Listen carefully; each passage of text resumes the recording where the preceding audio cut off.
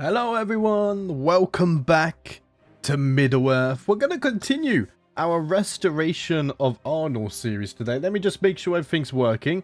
God, it's been a while, hasn't it? Wait, why is OBS over there? Come back over here. There we go. How's everyone doing? Oh, I'm excited for today. Before I started the stream, I was actually just looking around the save a little bit to get myself back into it and refresh myself, really, because I was sick for so long. And interestingly enough, I wanted to see what Bountig was up to. And it turns out he's not actually with us anymore. If we go to the title history, where's Bountig? He's down here. He drank himself to death. Yeah, he didn't really do much. He has got a son, though, who is still floating about not far away. And he has quite a strong army, in fact. Like 1,700 faithfuls, hand-picked faithfuls indeed.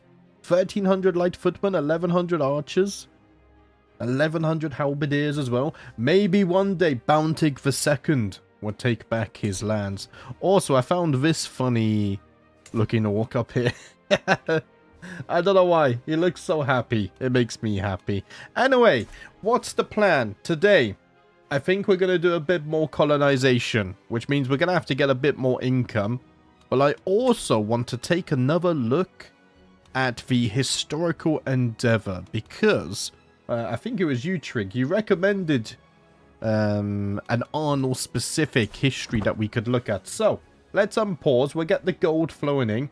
Hopefully the stream is working. If you can hear me okay, then let me know, because I've been messing around with OBS a lot for the last few days. I have a Twitch profile, I have a YouTube profile, all the settings are different for both. It's hard to keep track of, but I think I have everything set up. Also, we have this problem, don't we? My son is with me in the capital, but his wife is over here for some reason, and I don't know why. And the children are also all over here as well. Man, I don't get what quite happened. I mean, I can invite my granddaughter to court. Let's do that. But as for my grandsons, apparently they're an unrelated child. And I can't actually bring them to the capital. Which... okay. We'll see. When they grow older, hopefully they will return to the capital. But at least for my granddaughter, we can arrange a marriage there. I have no idea how to bring them back. Also, we did this mess, didn't we? All of that to try and spread the legend. Is the legend spreading at least? It is. Why am I on 1 times speed? There we go. Let's go 4 times speed. Wait a minute. Oh, they've all joined my court now. Okay. So, was something just a bit off there? They're traveling now anyway. But they're going to travel back to here, aren't they? We'll see how it goes. Right, I've got a lifestyle perk. We're working on getting to architect because we need to build everything up. Let's get professional workforce. That's going to make building a lot faster for us. And we also have the 290, almost have the 290 gold that I want. So we can go and study a bit of history again. I can't help but pace restlessly as Meldis readies provisions for a visit to the court of Círdan, my neighbouring ruler. Meldis is expressly tasked with spreading word of the heirs of Isildur, preferably being able to corner the heir and persuade him to join the cause. Poise and grace will be needed for this task, and perhaps some other make-weights. Just go there and don't mess it up. It's not that... It's not that difficult. I believe in you. Hello, V, by the way. Hello, Jaeger. Hello, Roymeister. How you all doing? Nice to see you. Nice to see you. Yeah, I'm mostly feeling good now. Thank you, Roymeister.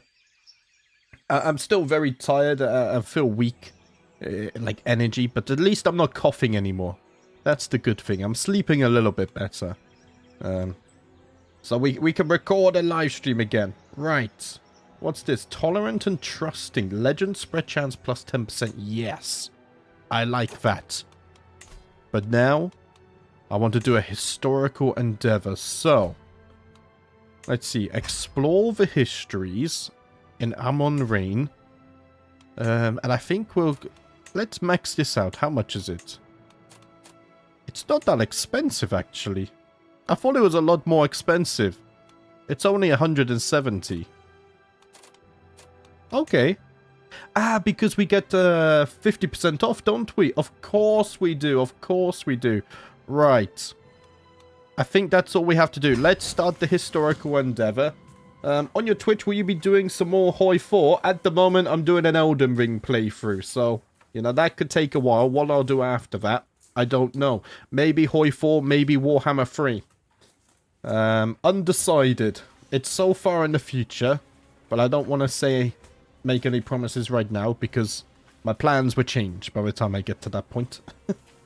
This year I've decided I just want to play what I want to play. Not focus too much on views or anything. Just have fun. Because last year I focused too much on certain series. And I think by the end of the year, I wasn't enjoying myself as much as I wanted to.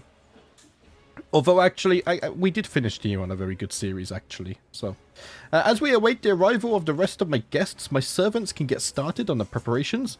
The scholars are sent in search of antique catalogues while setting up our equipment in our lodgings and the archives. The lecterns are up and precious books are being brought up. We will start soon. Come on, lads, hurry up. We got histories to read. How are the dwarfs faring? Not very good the last time we checked. Let's see. Durin's folk is over here. Actually, no, they're doing very well. Oh, they're doing very well. Oh, but they don't have the Iron Mountain. Oh, no, the Iron Hills are over here, aren't they? Of course. My geography is so bad. But I don't think...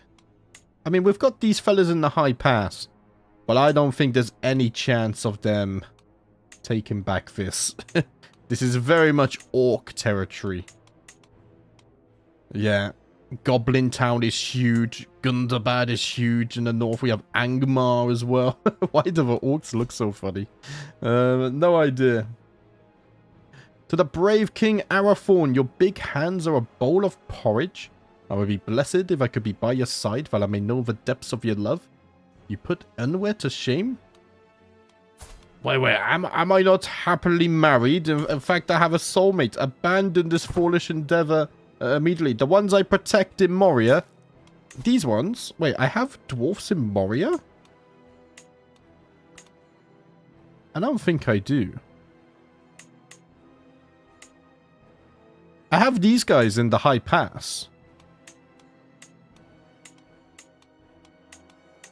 Yeah, I have these guys in the High Pass, if that's the one you meant. They don't make a lot of gold. In fact, they only lose gold, so we can't really expect much of them. I protect them, but he's probably going to lose his title, like the previous guy, which is unfortunate. Maybe I could fund them, but man, I need my own money for all of the colonization. I can't be playing Bank of the Dwarfs. What's this? He could start promoting the heirs of Isildur. Sure. 10% chance. I'll take it. As all of my guests have arrived and my scholars are as prepared as they're likely to be, I make my way to the library, poring over the dusty tomes. I know I could never read them all in my lifetime. The histories of Middle-earth run deep into the distant past, with all manner of tales since times immemorial. With so much to explore, I must focus my efforts on the era which interests me most. Right. I forget which era this was in. Is it in the Third Age? It might be in the Third Age. Yes, the Fall of Arnor. That's what we're going to take a look at today. So the Third Age has been characterized by the rise and decline of the exiled Númenórean kingdoms and the slow recovery of Sauron's power. In the meantime, the elves and dwarfs and other people have done little new. Also known as the Fading Years, this age has marked a slow waning of the elves. The scribes apologize, but the selection of texts is currently unexpectedly incomplete. Some of the writings of this era are being copied into new editions, but they promise to inform you whenever a new volume is finished. Let us go to the Fall of Arnor. The Lady Galadriel of Lothlorien is a figure of unbelievable age and stature to someone like me, and her history has become wrapped in endless myths and legends. Isn't Galadriel... Were we friends with Galadriel, or was that our previous character? Yeah, we're not friends with her. Man, I have a feeling we used to be friends with her, or had an alliance or something. I am delighted to find a scholarly work on her life and that of her noble husband, Celeborn, and sit down to read it. Yet I am quickly disappointed. The scholarship is extremely sloppy, marred by contradictions in the timeline, and even basic facts. When did Galadriel leave Valinor? Was Celeborn born in Doriath or Valinor? What was Galadriel's role in Eregion? Exactly how many times did they move to and from Lorien? Was the Elven King Amroth the son? Who in Eru's name is Teleporno? Eregion, also known as Hollin to Dwarves and Men, was the eastern stronghold of the Noldor in the early Second Age. But I forgot how fun reading all the lore was. Oh, I've missed this. Wait, where have you gone? Come back. I think I've read this before, but I'm refreshing myself anyway, because I wanna understand fully what I'm reading. With more depth. It was founded by Celebrimbor around the year 700 in the Second Age, within the capital of Ostin Edhill. Ah, that's really close to us, isn't it? It's like somewhere down here or something, I believe.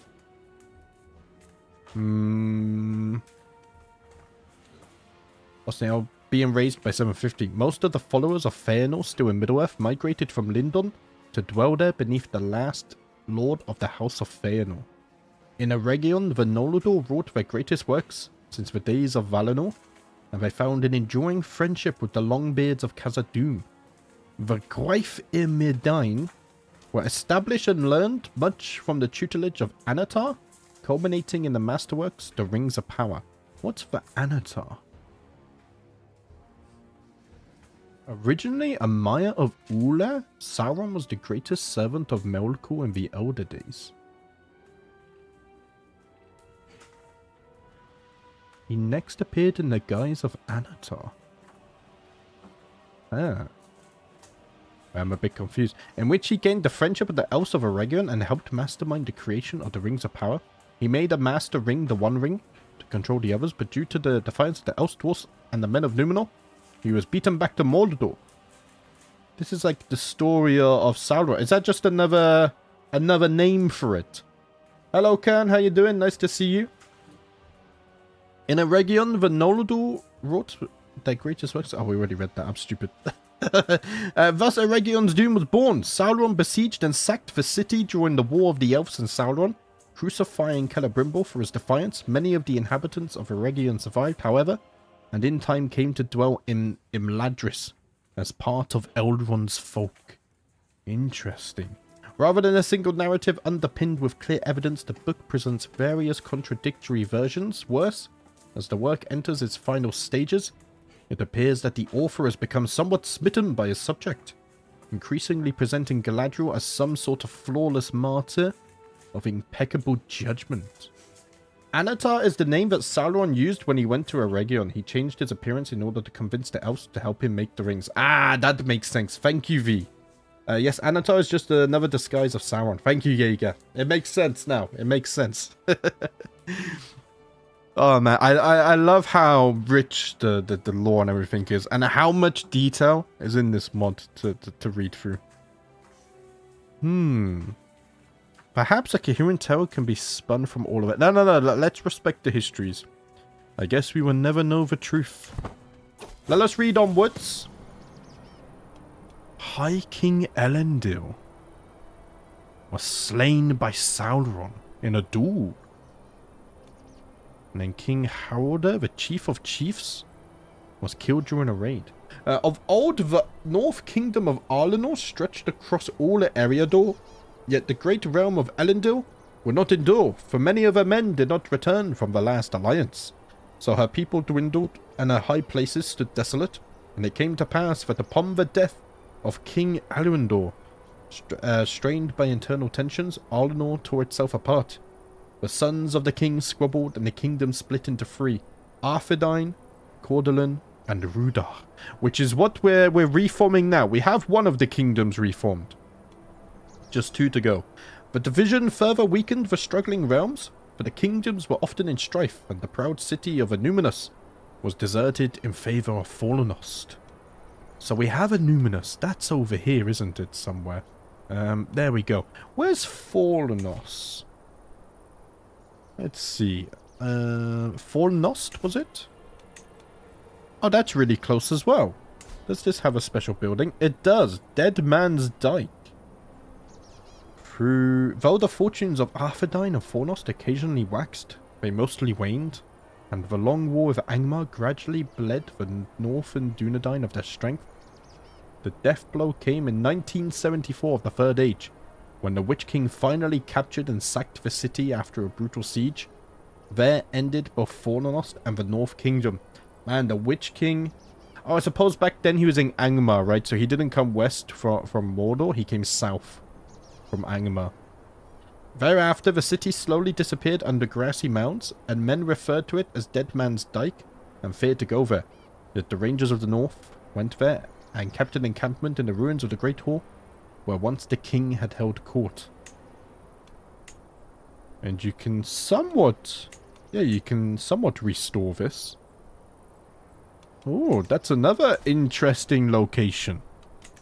Right, let's go back to this, please. In Cardolan, the King Targan's strict policies led to civil war, and though he prevailed in the end, his grandchildren were assassinated by disgruntled nobles, sealing the fate of Isildur's line in Cardolan. In Rudar, too, the line of Elendil failed, as the ever unruly hillmen of the Etermors seethed under the harsh rule of the Dúnedain.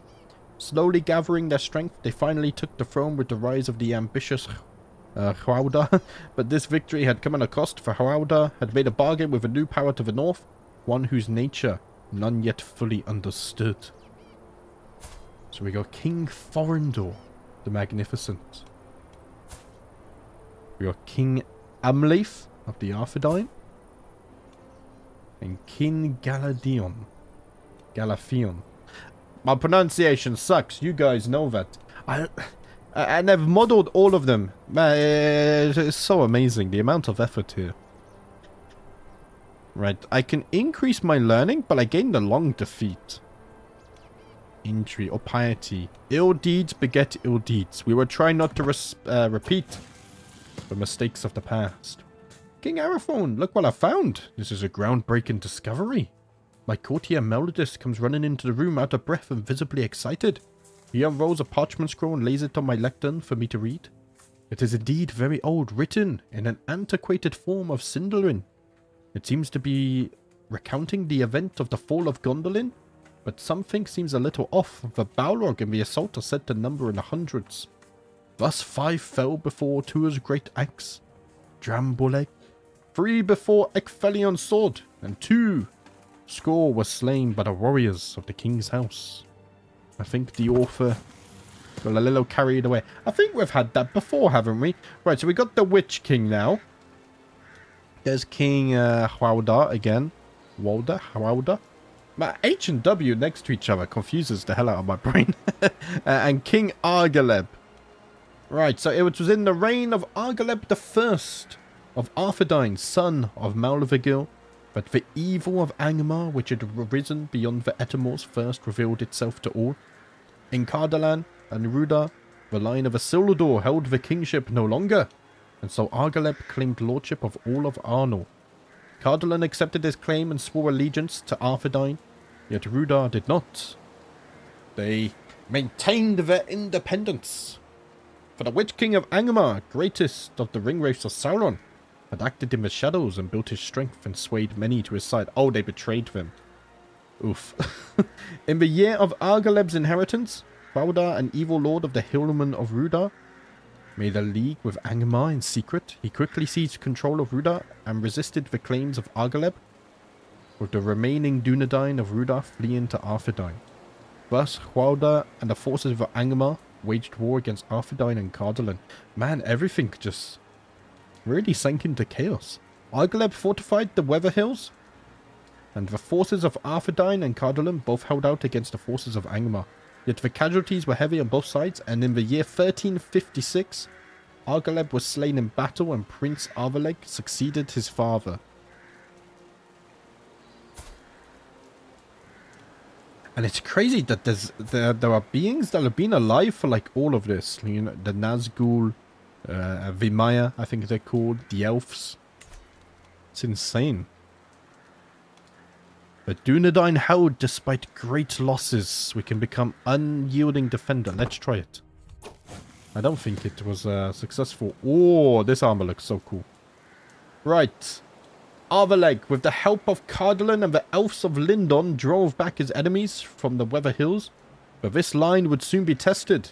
A great host came out of Angmar in 1409, and, crossing the river Mithafil, entered Cardolan and surrounded Weathertop. Can we find that river? So that's down here. So is it this river here? I don't know if the smaller rivers are named in CK3, right? That's the Graflow. Is it a major river? Well, I guess it's kind of like a minor river, right? Well, I assume this way. Let's see, where did I get to? Entered Cardolan and surrounded Weathertop. Weathertop? I don't think is here.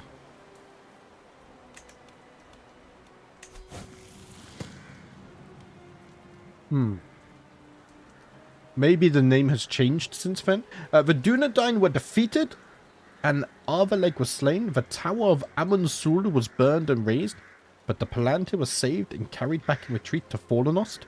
Cardolan was ravaged by the raiders of Angmar, and the last prince fell in defense of Minas Malost.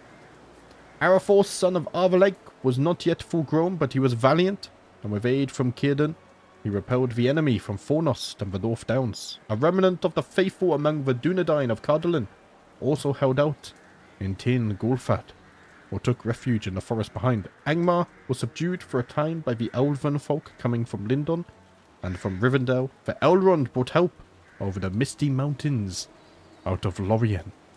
For this devastation of Cardolan marked the beginning of the end for Arnor. From this time, the land and climate of Eriador, especially in the east, worsened and became unfriendly. Both sides claimed a Pyrrhic victory, and the Angmar wars settled down into a long period of raids and skirmishes. We still have Círdan. He's in the west, isn't he? Yeah, Lindon's over here. 10,000 years old. Man. So let's see. I don't want to be a Reaver. I could become an aspiring Blade Master. Let's try it. So the Orcs remain among the most dangerous of the perennial plagues threatening Middle-earth. Yet their history is not something I have ever given much thought to, and so my interest is piqued when I spot a leather-bound tome on a high shelf entitled Ruined and Broken, A Brief History of the Yik. To my frustration, the book is neither brief nor a history. Instead, it provides speculation after speculation on the origin of the Orcs. Could they have been bred by Melkor from subterranean heats and slime? Perhaps they were made in mockery of the firstborn. Or they even made from captured elves by slow arts of cruelty and wickedness. Ah, see, I've heard of this theory before. I think I saw a video on that. No, perhaps they are mere automata driven by the wills of Melkor and Sauron. Or wait, they are actually corrupted men, probably Dúnedain, reduced to bestial primitivism by the breeding program of the enemy. Or are they a mix of all the above, refined by Sauron, with their upper echelons, perhaps being corrupted by Maya? It goes on without conclusion. Ah. Should I try and become an archivist? I'm not going to mess with the records, though.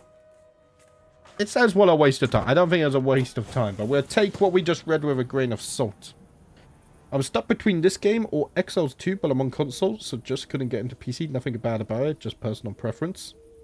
I don't know what Exile 2 is. I love CK3, though, but I can't speak about the console version.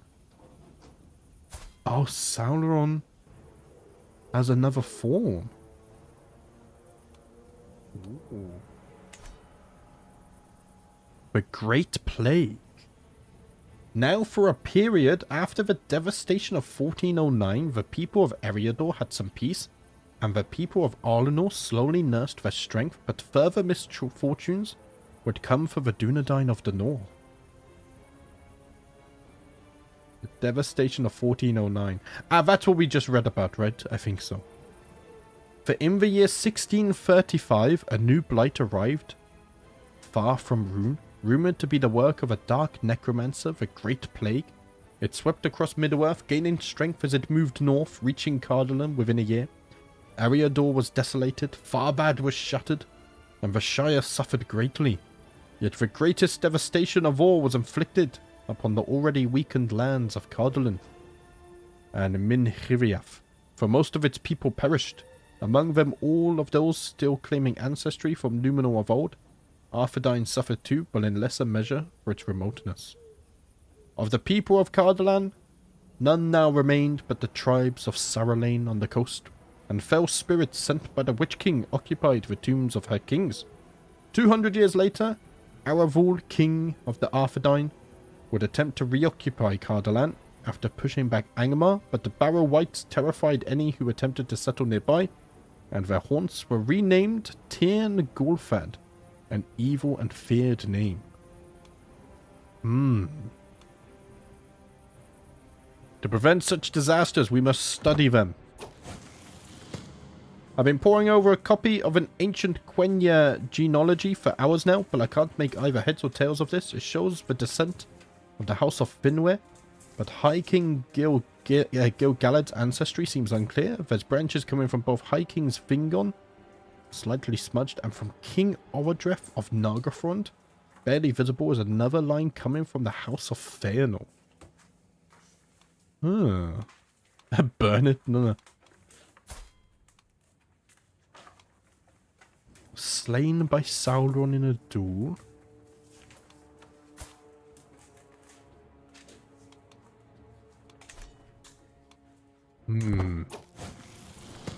Maybe there's something there.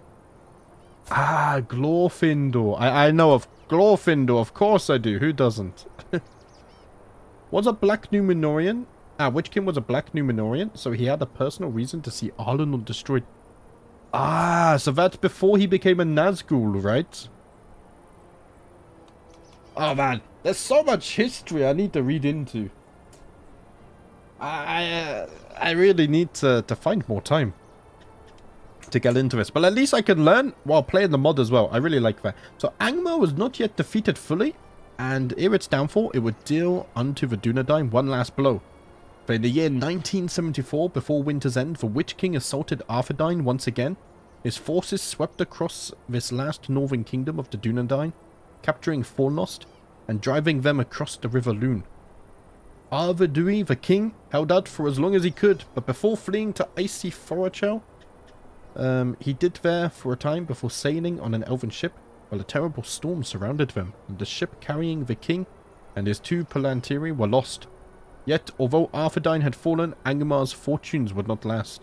The following year, Prince Arnor of Gondor, along with the elves of Lindon and the remaining Dúnedain, attacked the forces of Angmar at Fornost.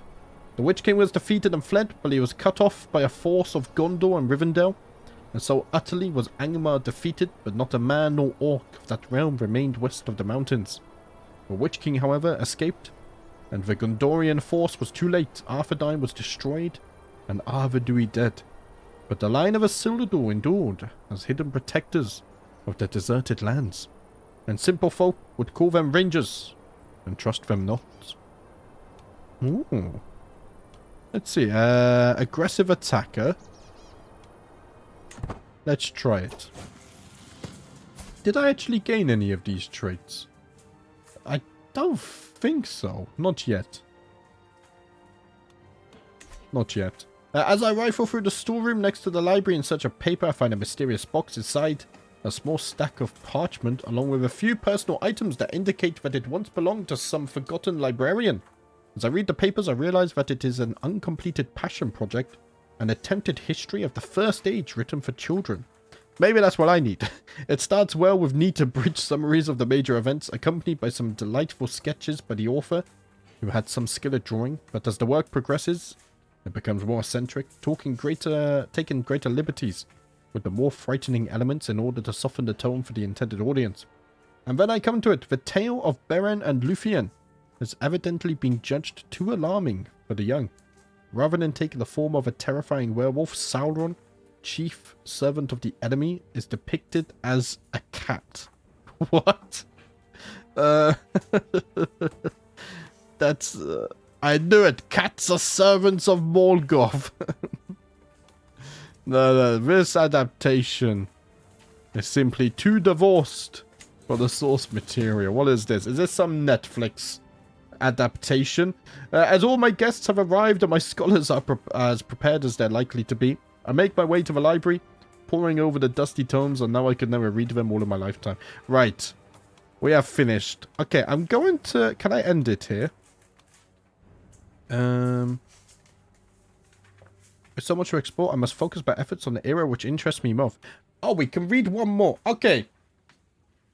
Is there anything else in the Third Age?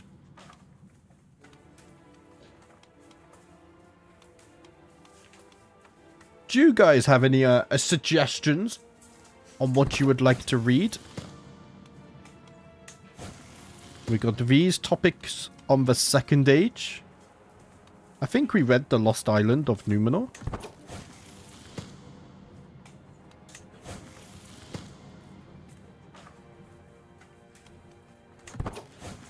And then we have The Mythical Years of the Trees. Which would you guys like to hear about? This one was very cool. Now that I understand a bit more how Arnor fell apart, we will use those lessons to make sure that we repair it so it's stronger than before. Oh, where's my water? There we go. Man, we've already been streaming 30 minutes. And I've just done a whole history delving. I love it. I love it. Oh, it's so cool. If not, then I'll pick my own. If there's nothing that you guys really want to hear.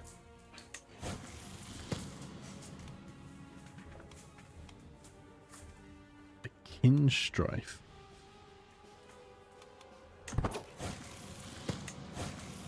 I know a bit about the Last Alliance. I think it would be cool to read about it. Of Eregion and the Rings of Power. That could be an interesting one as well.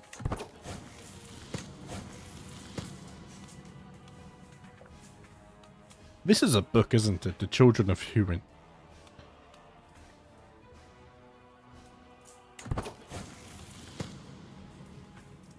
Wait, did I... Oh, I was meant to click back. Oh, did I click on something?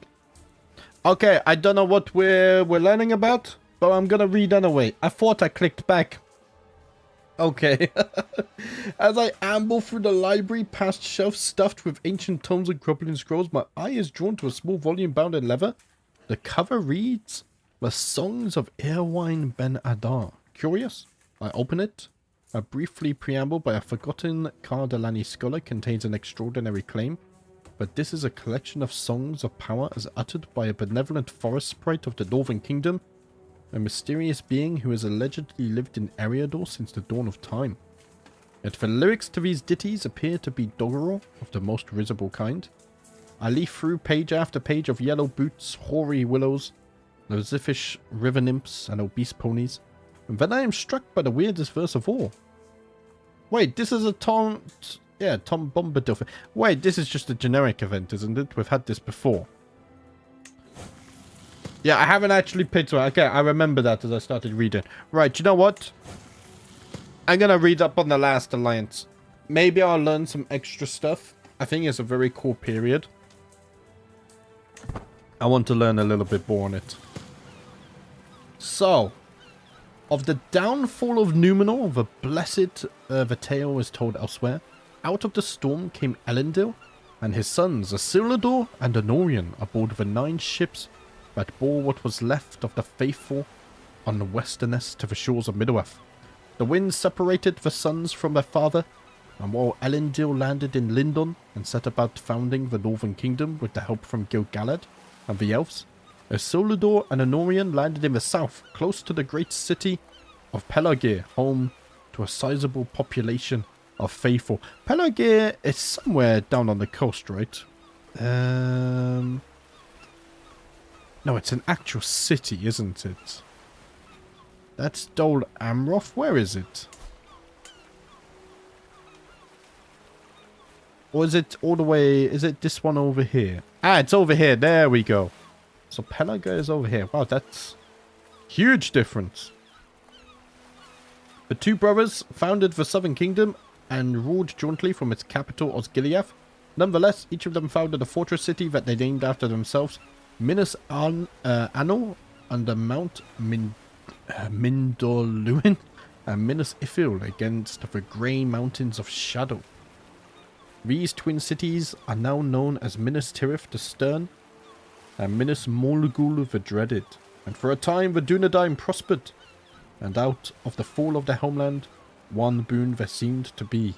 The demise of the Númenóreans' greatest enemy and the artisan of their doom, the Dark Lord Sauron.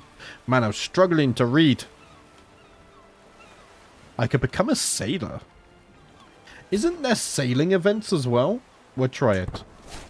Oh, I think it worked. I've become a sailor. Maybe we can check that out later. Right, the return of the Dark Lord. But Sauron did not die when Númenor founded, for he was not of mortal flesh. And though he was robbed now of his form in which he had wrought so great an evil, so that never again he could appear fair to the eyes of men or elves, yet his spirit arose out of deep and past the shadow, and a great wind over the sea, and came back to Middle-earth and to Mordor that was his home. Then he took up again his master ring in Barad-dûr, and dwelt there, dark and silent, until he wrought himself a new guise, an image of malice and hatred made visible, and the eye of Sauron the terrible few could endure. Above Gorgoroth he built his fortress vast and strong, and there was a fiery mountain that the elves called Orodruin, the Mountain of Fire, or Amon Amrath, Mount Doom. The fires of the mountain were awakened once more, and Sauron called upon his many servants, orcs and evil men, both scions of Númenor, and men of Harad and Rhûn.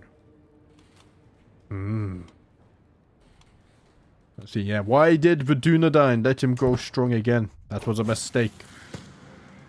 And when Sauron saw his time, he came with great force upon Gondor. And he took Minas Ithil and destroyed the White Tree, a seedling of Nimloth of Númenor Isildur had planted there. But Isildur escaped with a seedling of the tree and sailed with his wife and sons from the mouth of the Anduin to alert Elendil. Meanwhile, Anorion defended Osgiliath and pushed Sauron's army back to the mountains. Osgiliath, is that the... this? Yes, it is. Okay. See, I'm starting now. I'm starting to remember where everything is. And everything makes much more sense. But he knew that he could not possibly hold back the forces of the Dark Lord alone, as his forces grew ever stronger, with the arrival of new servants every day, savage orcs, spearmen and riders from Rhûn, wild men on gigantic Mumakil from the sands of Harad, and black Númenóreans from Umbar, and an Balcumagan, tall and terrible, still though diminished in numbers since the downfall of Númenor. I think by decision of lunch, a legendary adventure, you can visit a small island, a remnant of numerous, I think. Oh, you mean with the sailing events? Well, we'll look at that later. Let's see. I'll try and become an unyielding defender again. There we go. When Isildur warned his father in Annúminas, Elendil took counsel with Gil-galad. They perceived that Sauron would grow too strong and overcome his enemies one by one if they did not unite against him. And so they gathered their armies in a last alliance of elves and men and marched across Eriador to Imladris. It is said that the host that was assembled was fairer and more splendid in arms than any that has since been seen in Middle-earth, and none greater had been mustered since the host of Valar went against Fangorodrim. After a pause in Rivendell to muster and arm their troops, they crossed the Misty Mountains by many passes, and the dwarfs of Khazad-dûm joined them. The armies followed Anduin the Great South, and so terrible was their wrath that all servants of the Dark Lord fled before them. They were joined by Oropher of Greenwood the Great, and Amdir of Lothlorien, and finally came upon the host of Sauron upon the plain of Dagorlad, before the black gates of Mordor. The dwarfs of Khazad-dûm also joined. I never knew that. That's awesome. Hi, Imak. How you doing? Welcome to the stream. 3 years to equip their army. We can become a logistician. We didn't, though. But the servants of... Oh, wait. There we go. In the great battle of Dagorlad, all living things were divided, and some of every kind fought on either side, save the elves only. The battle began to turn ill for the last alliance, as the Sindar kings, Orifer and Amdir, refused to place their armies under the Noldorin king Gil-galad, and charged the armies of Mordor. Soon both kings lay dead on the field, and their armies bloodied. Oh, you idiots. But the servants of the Dark Lord could not stand before the wrath of the Noldor and the Númenóreans, and after days of battle and many a grievous death, the field was theirs and the enemy routed. But they could not take Barad-dûr by storm, and instead set a siege around it.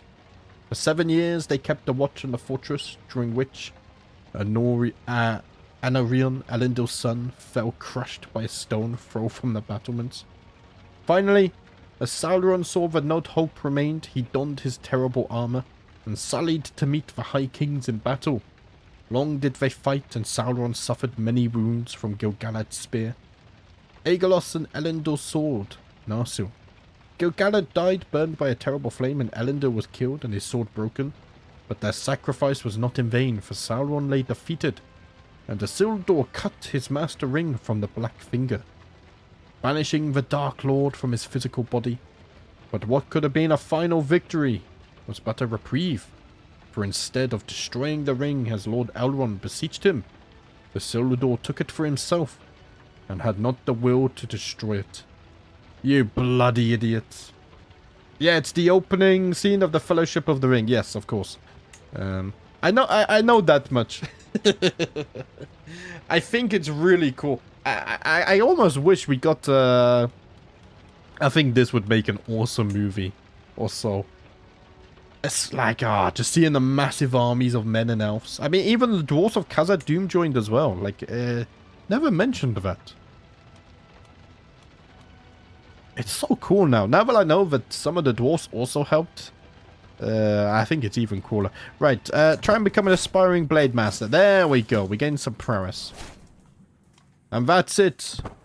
We have read the histories.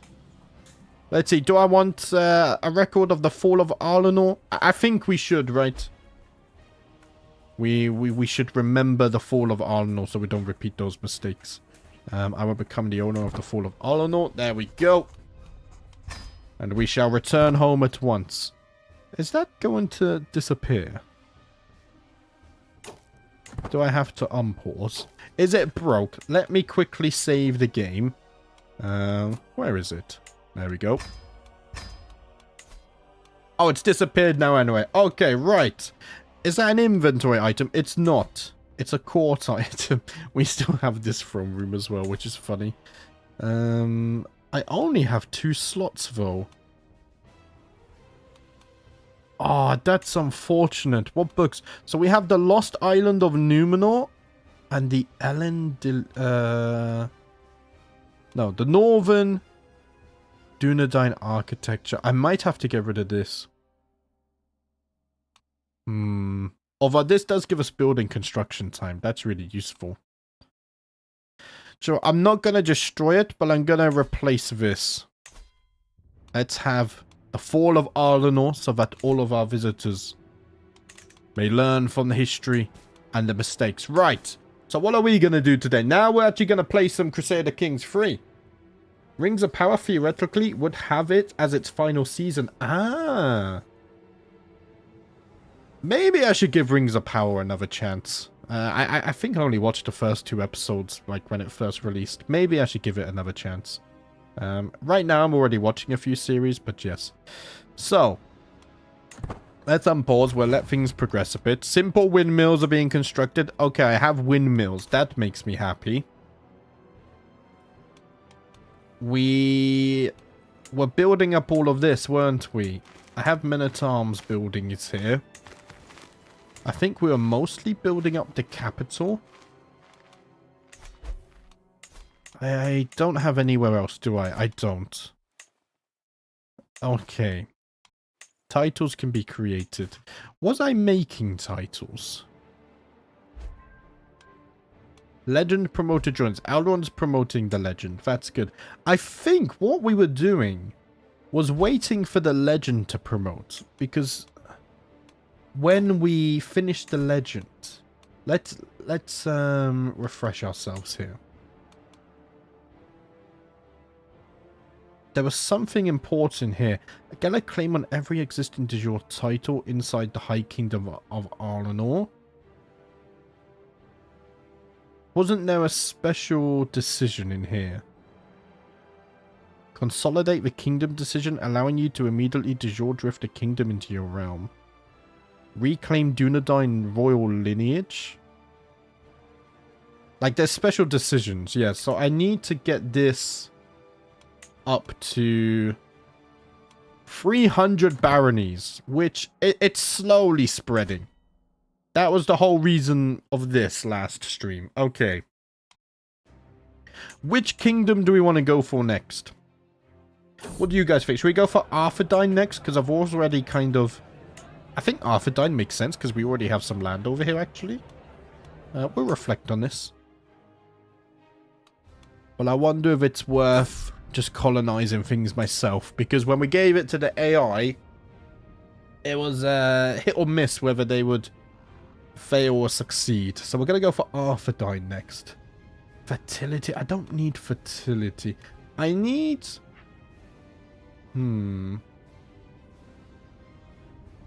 You're going to start promoting the heirs of Isildur.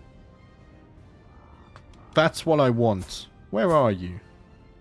Oh, in Illuminous. Okay, that's really what I want. Thank you very much. I've arrived in Amon Rain to pay homage to you. Come in, Lord Círdan, at once. It's not the Lord Círdan I was just thinking about, though.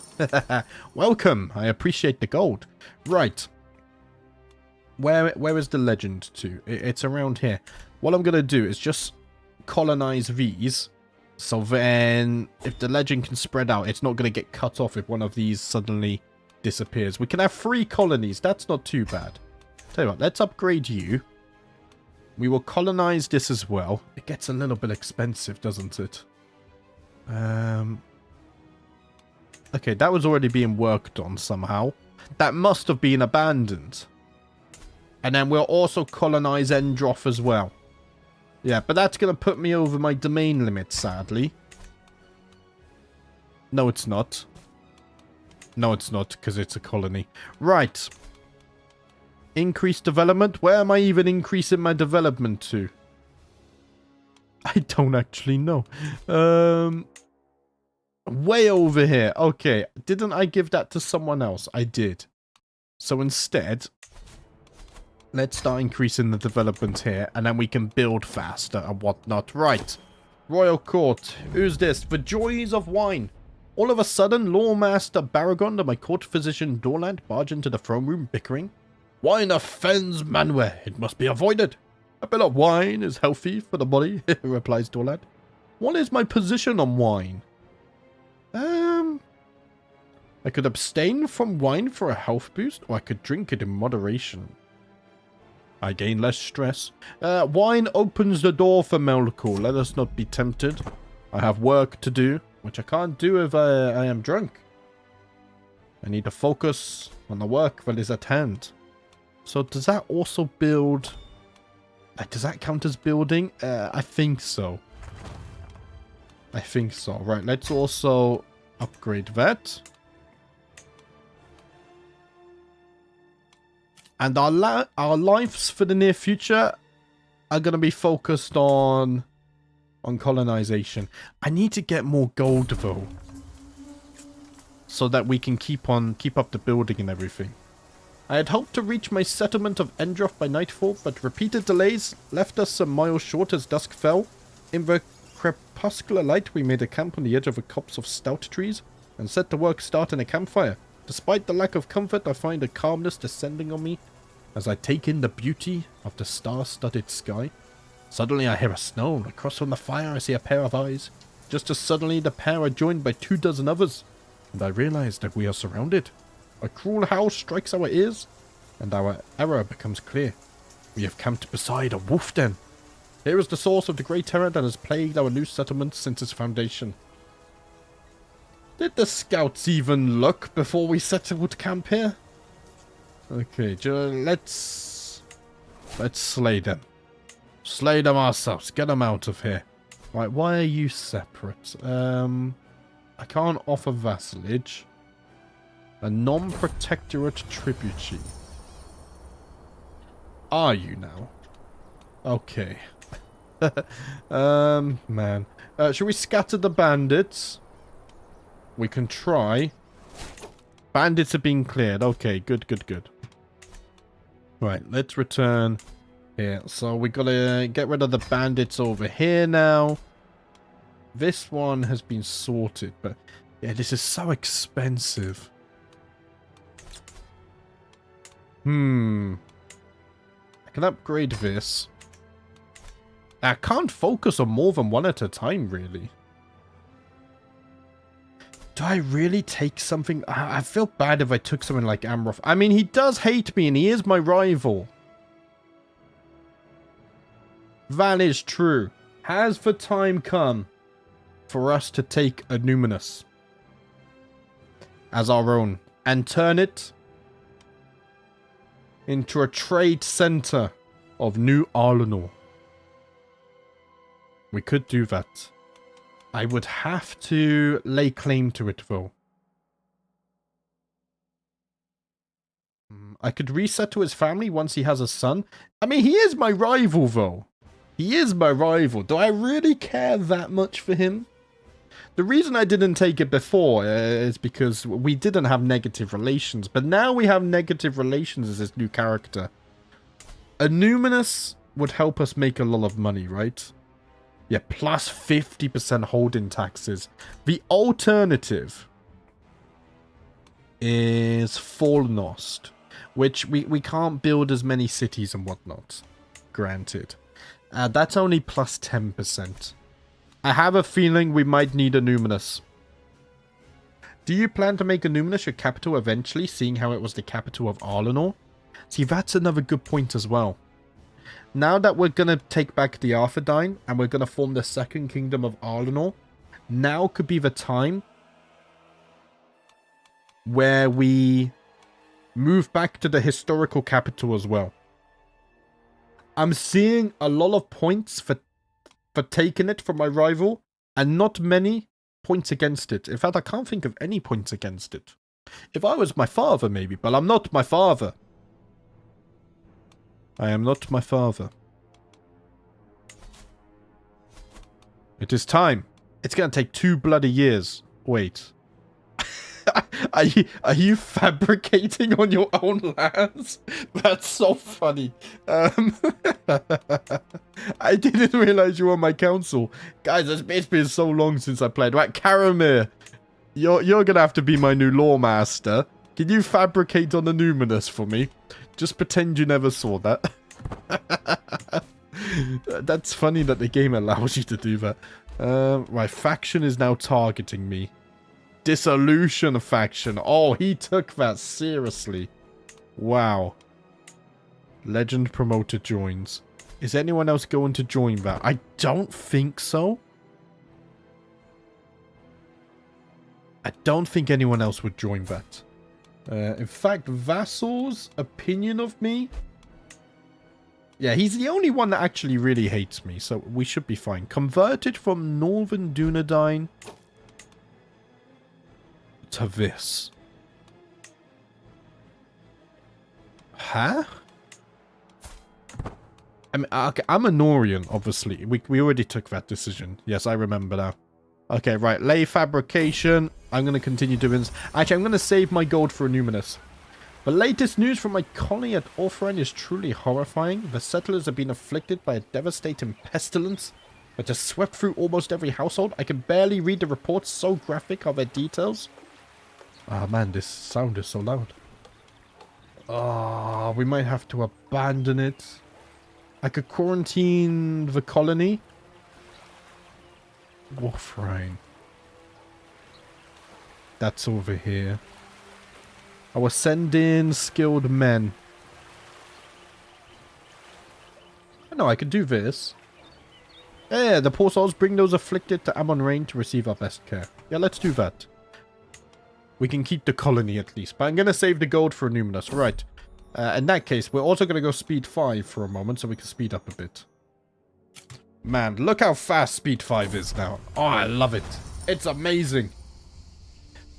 Hello, JBD. Huge fan. Been watching you since the winter series. Keep it up. What have I missed? Hello, Sagraxis. Welcome to the stream. You haven't missed too much, actually. We read a lot of history for the first hour.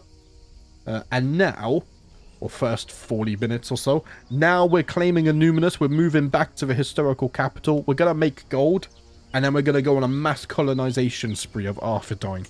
That's the plan now. To the implacable King Arassuil. My regrets for come to this. I have evidence of your doubt about Manwë. Wait, is that true? Oh, I'm a non-believer. I remember now. Oh, man. I hate being ill because I haven't played this for so long. Oh, if I decline, everyone would know I'm a non-believer.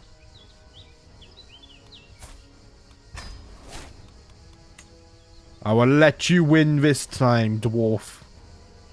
But if you cross me, my dagger is bloodied already. It will find you when you sleep.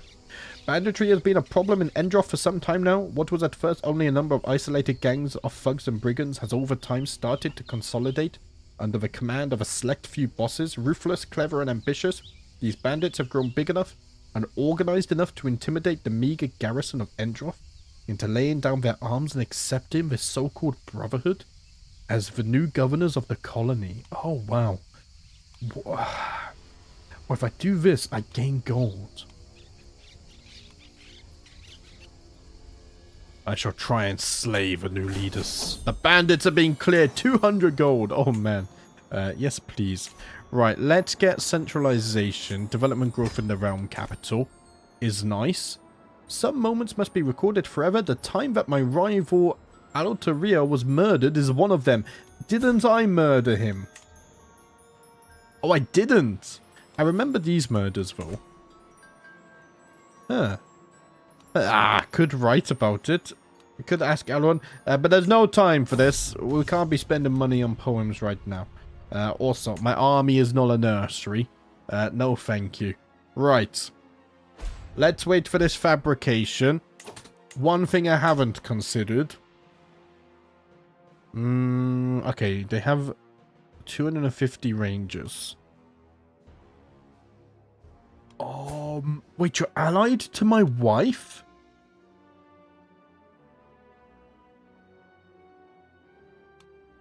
Huh? How has that alliance come about? Defensively allied. Negotiated. My wife wouldn't join against me, would she? I don't think so. Right, they're not related, though. As long as I'm not declaring on her family. Lord Elemankil will become my protectorate. So I protect him, right? Yeah, I don't want to do that. But maybe I can now offer you vassalage? No. Huh. Interesting. Well, I wanted to look at my army. Because, yeah, we don't really have an army, do we? So I think before we would go to war, we would probably get more of these. What are you counted by? Cavalry? I mean, I do have cavalry. Are you counted by light cavalry? You are. Okay, so we'll get some more outriders before the war starts. In fact, let's recruit some of those now. How many do I want? 300? I think 300 is a good number. Greetings, my implacable liege. I've arrived in Amon Rain to pay homage to you. Did you bring gold? You did. Thank you very much. You know exactly what I need for the future. Adventurers landed. Oh, the shards of Narsil. I'm not going to give you the shards of Narsil. I think we get an event to reforge these later, right? But I forget what we have to do that. Yeah, he should follow my lead regardless. It is my right and responsibility to determine what coinage is to be used throughout all of Ruda. The choices I make will determine how the coinage, and by extension my realm, is seen throughout the world. I think let's do this. 200 gold could be very nice. Debase the coinage with inexpensive nickel for now. I could use that. And there we go. We now have a claim on a numinous. I could straight up revoke the title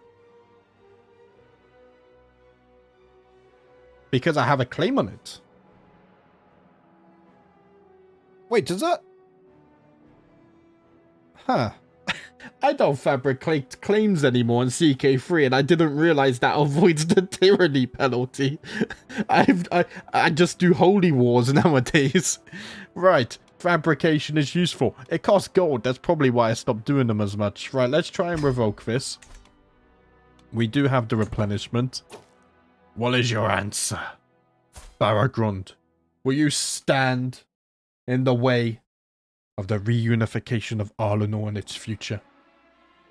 Are you too selfish to give the capital to the blood of Isildur? Apparently so. To my liege, blessings upon you and your house. It seems that there is no recourse for our dispute other than settle it on the battlefield. Rally the troops. Right. This is personal.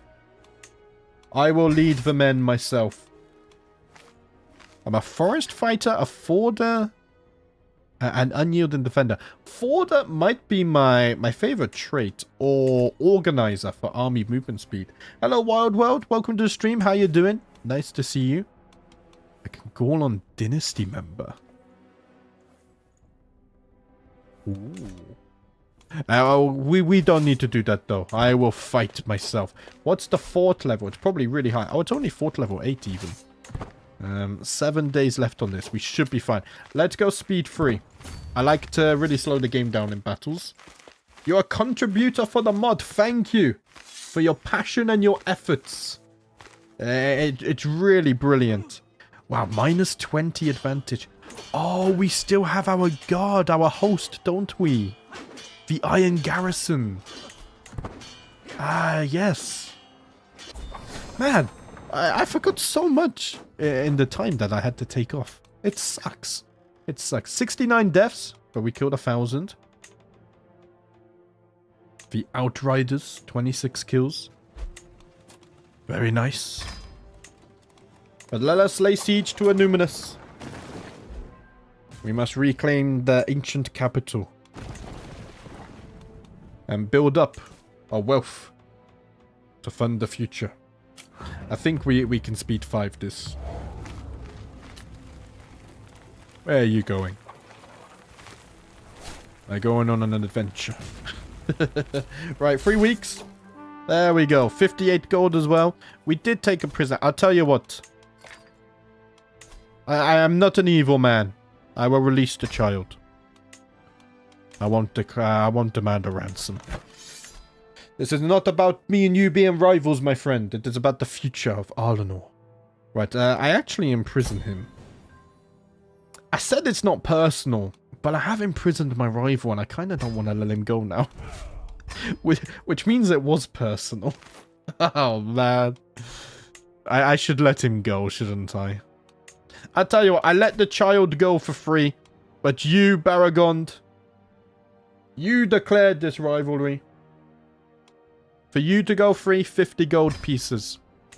And I shall rebuild a numinous. Right, so how is the control here? I think we have to unpause for that, don't we? Yeah, control has dropped, so let's improve that. What is the best way to make money here? Because I've already built a crap ton of castles here. I'll tell you what.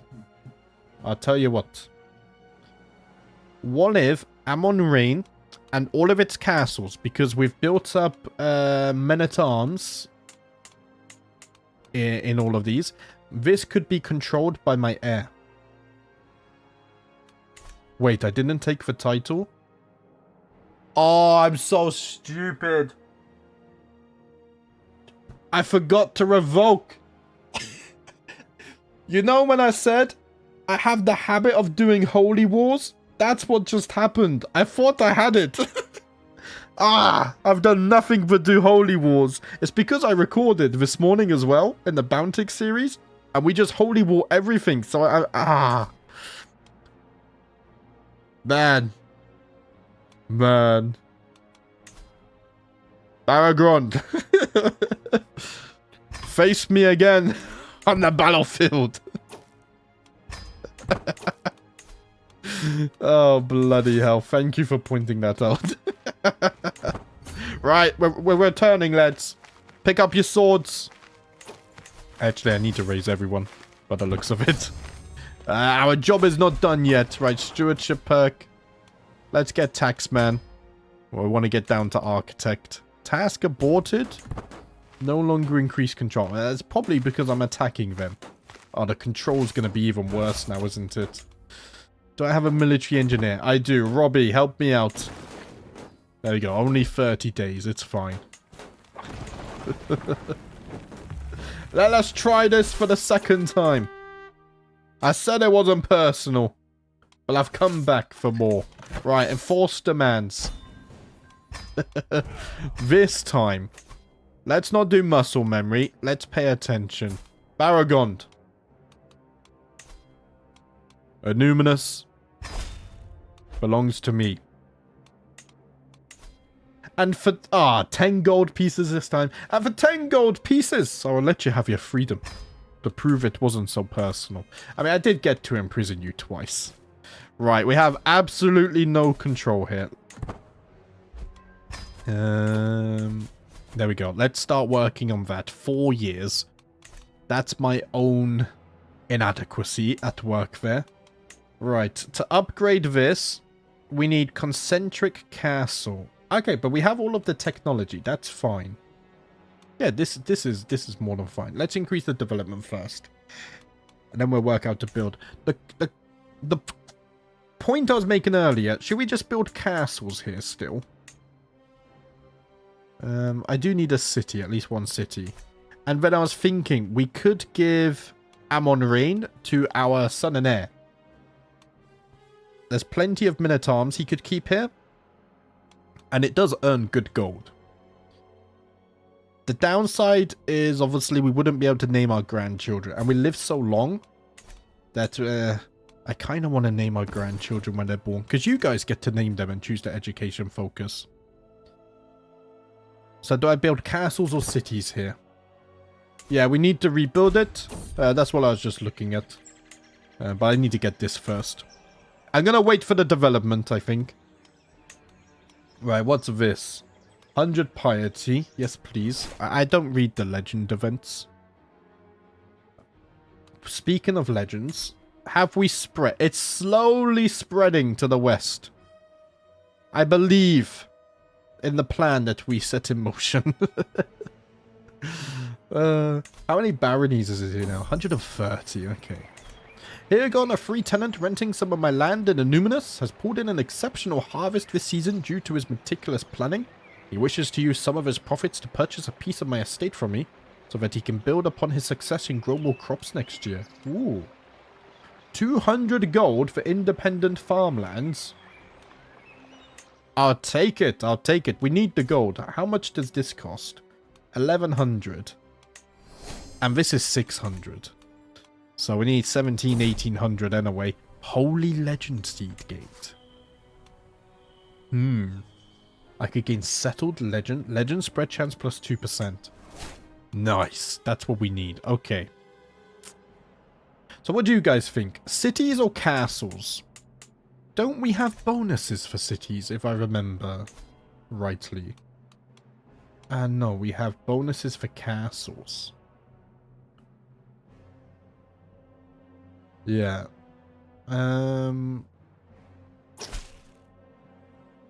They also are more expensive.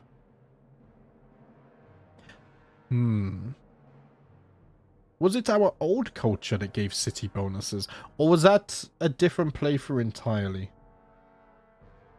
I think we go for castles, and then I just need to decide what to do with this. Because I've invested a lot there. But to be honest, this gets to 50%. Maybe I'm too attached. I think that's what it is. Right, did you bring gold? You did. Thank you very much. You know, now that I think about it, is there any reason to delay this? Probably not. Yeah, let's get this upgraded because I need that to happen. We will start increasing the development here as well. That should build up speed up the building time. 2 years? Oh, it halves it pretty much. Oh, that's crazy. Minus 22% building time. You now speak Westron. Ooh. Westron is spreading. Let us divine the stars. We'll see what is in store for the future. Change a chapter of the heirs of Isildur.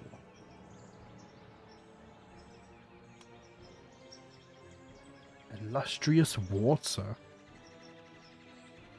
Sure, why not? How could we forget? How could we forget? Gondor is doing very nicely.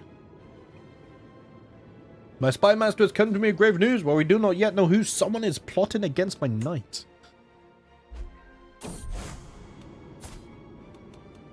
Okay, more promoters are joining. This is good. These are the guys that we need to promote it as well.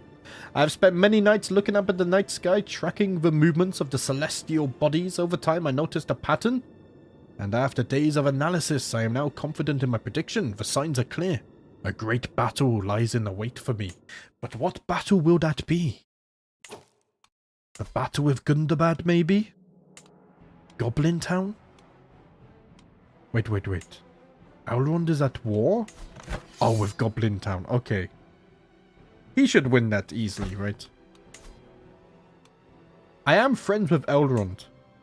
Oh, I can't offer to join your war? Oh, we're not allies. Ah, man. Okay. I would have offered to join. Maybe that was the big war that was prophesized. So where do we want the city?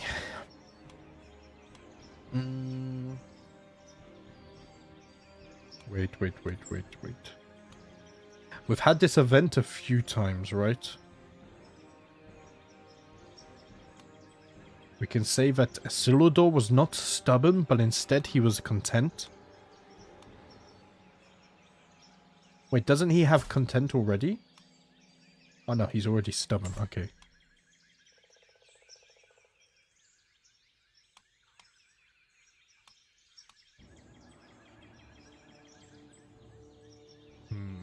I don't want to decrease the discount though. That's fine. Let's just focus on things we can prove with certainty for now. My daughter-in-law is now going to be murdered? Wait, even though we're redoubling the guards, 46% chance to murder. Oh no, that's a fabrication, wasn't it? Right, okay, let's read a moment. So, farmlands? Extra development and supply limit. Forest gives defender advantage. So we want a castle here. Plains give nothing. And that's a plain as well. Oh, there's a farmland here too. Well, farmlands also generate good money. So I want these two as castles. I probably want the forest as a castle. So maybe a city down here on the river in Esgarnen would be a good idea. Why has it got a warning? Ah, because I can't hold it. That's fine. Right, let's build the city and then all of these can become castles later. That's the plan. I think we can also speed 5. I don't want to rush too much. I'm over domain limit now as well. Here, you have gold. What if I was to give you these? I can only give you 1.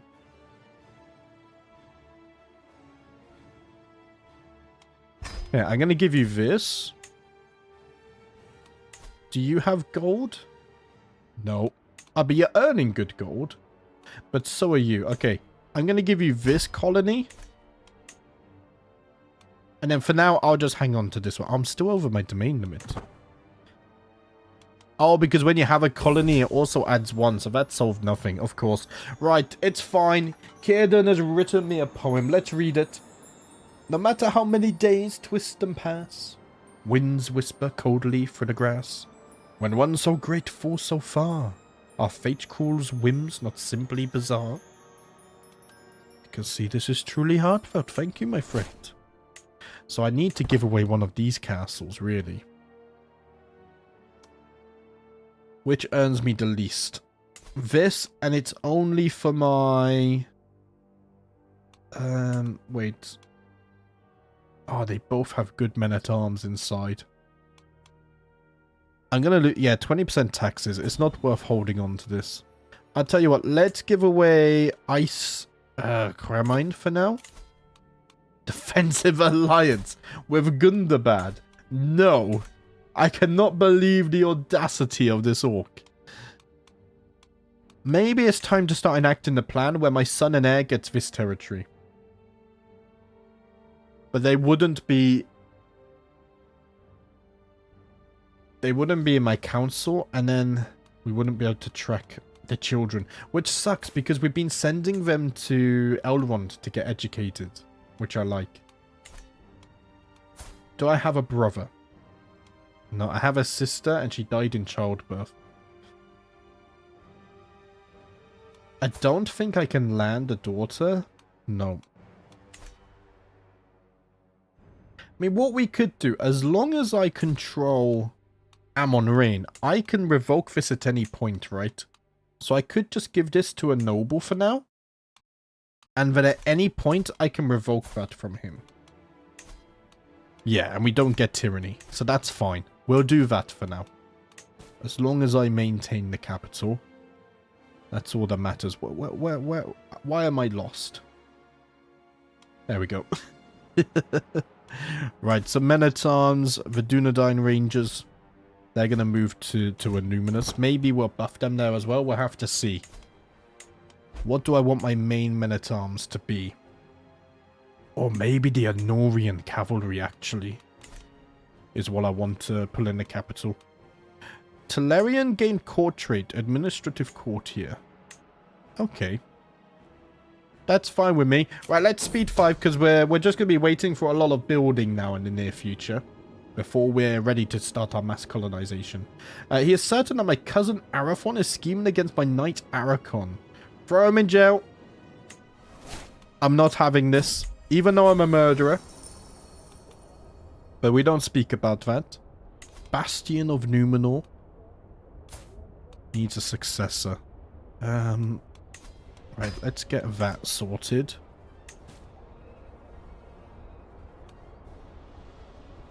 Pays 10 gold to me. I can increase his feudal taxes instead. Let's do that. Let's do that.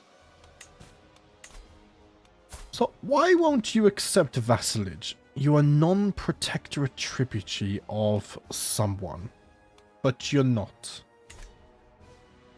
I think that's just... something weird is happening and I don't understand it. Okay.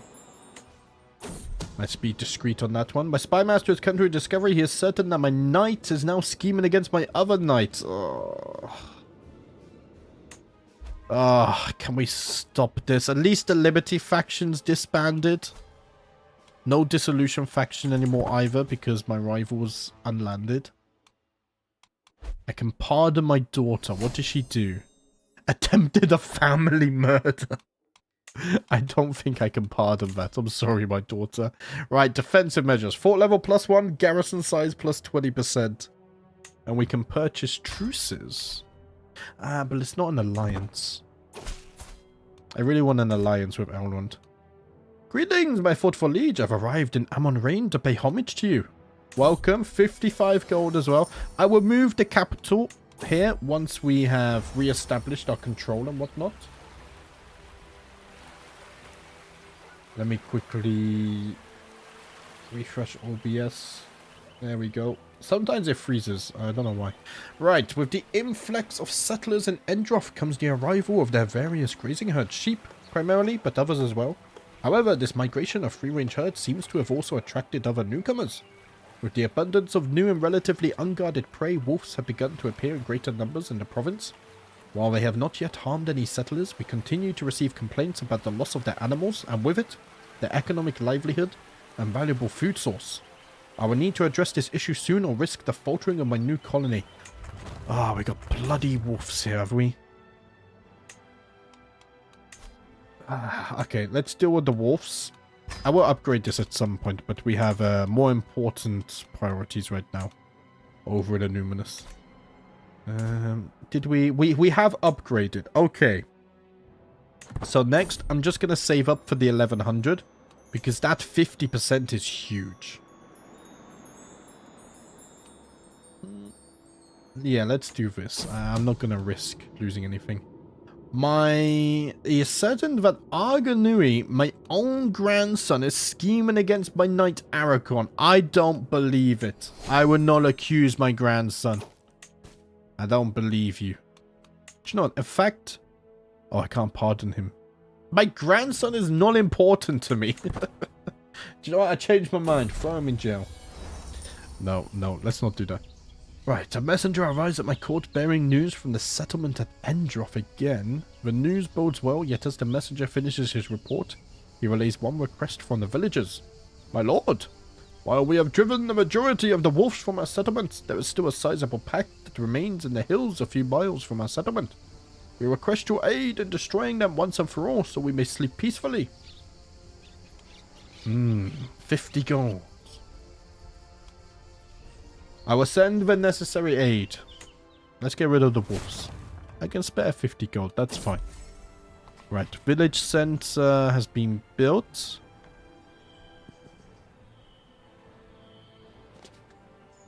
In a city. I don't have a city. I am confused. My best friend Aravon approaches me with a big smile on his face. My dearest friend, we finally see each other. I feel like we never spent any quality time together lately. Maybe you'd be willing to try something new with me? I know just the thing to distract your mind, restore your body, and lift your spirits. What about a visit to the local market? Seeing other people busy while you are just leisurely strolling is quite cathartic, and you might find something pleasant to buy. We could do that. Why not? Sure, why? I am shy, but I mean, he's my best friend, right? Let us visit the market. I want to see how my people are starting to thrive now. My vassal is plotting against my knight. Why does everyone hate Arachon? What did he ever do to anyone? It makes no sense. No sense at all, I tell you. Put down these petty squabbles. Did you bring gold? You did. Right, at least my vassals know to bring me gold. How's the legend doing? It's almost making it to Lindon. Whether we will actually be able to compete with their legend, though, I don't actually know. My acquaintance boss Iri is now scheming against my daughter-in-law. Let the traitor be known to all. And there we go, the legend just spread it. Very nice. I don't wish to cheat on my wife. Leave me in be. Right, culture chain to Anorian. New colonists arrived. I just got a new colony. Wait, why am I over my domain limit again? Doesn't the colony add a domain limit? I thought. Can the Shire be my vassal? I don't think so, because I'm a kingdom title still. I'm not actually an empire yet. One day we would do this. Oh, that might be how we reforge Arassuil at some point.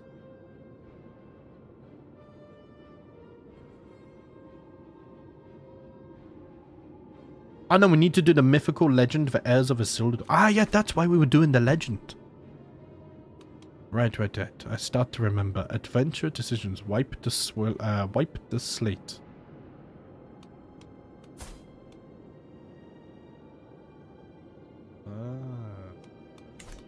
think it's already the lowest though. My knight Palantir is scheming against my daughter. Throw him in jail. I'm not doing this. I'm not doing this. Right, accolades lack successes. The Bastion of Numenor. Oh, they're all missing, aren't they? And I can't... Oh, I thought I just did this. Let's see. Mayor Amandil, you're going to have to serve. And then Salamander, you're going to be successor for the Ranger of Numenor. Right. I think we're back to normal. We're almost at 1140 as well. That's because we're speed 5ing. I've discovered certain old contracts relating to Government of Emin Ulio. Let us protect their rights. I will protect their contracts. I think I have to manually form the Empire. Which I will do. I need 95 counties. And just 2 kingdoms, which either this stream or next stream will probably get Arthedain. Actually, it depends how fast we build up as well, though. Someone is now plotting to kill my cousin. Well, at least this went down. My vassal, Lord Thorongil, known for his interest in venery, brings rumors of beasts spotted in my realm. Interesting.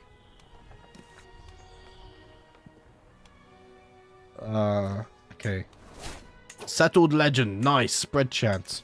Let's keep an eye on it as well. Right. So we are now directly competing with the legend in Lindon. And also the legend in the Shire. Oh wait, did that just wipe out their legend? And now I can spread here. Maybe. Levy reinforcement rate. Let's watch the legend map for a little bit. Increased county control has now finished. Train the commanders. So we should be getting Bella... Oh, we're already getting 5 gold from Innuminous. Nice. I haven't checked the actual buildings we have there yet. Adopt centralized administration. Oh, man. I can tell you now, I'm having so much fun with that in the Bountic series. I'm not sure if that's something we're going to do in Arahad, though. Because we want the line of Isildur to hold Arnor, right? So maybe administration isn't the best way to control that. Right. My rival Baragond is the one plotting. Oh, no, you didn't. Oh, you've run away. Of course you've run away to Gondor, you coward. I was about to murder him as well. Right. Let us restore the ruins of Innuminous. And it actually changed the flavor text. So let's read it first before it disappears.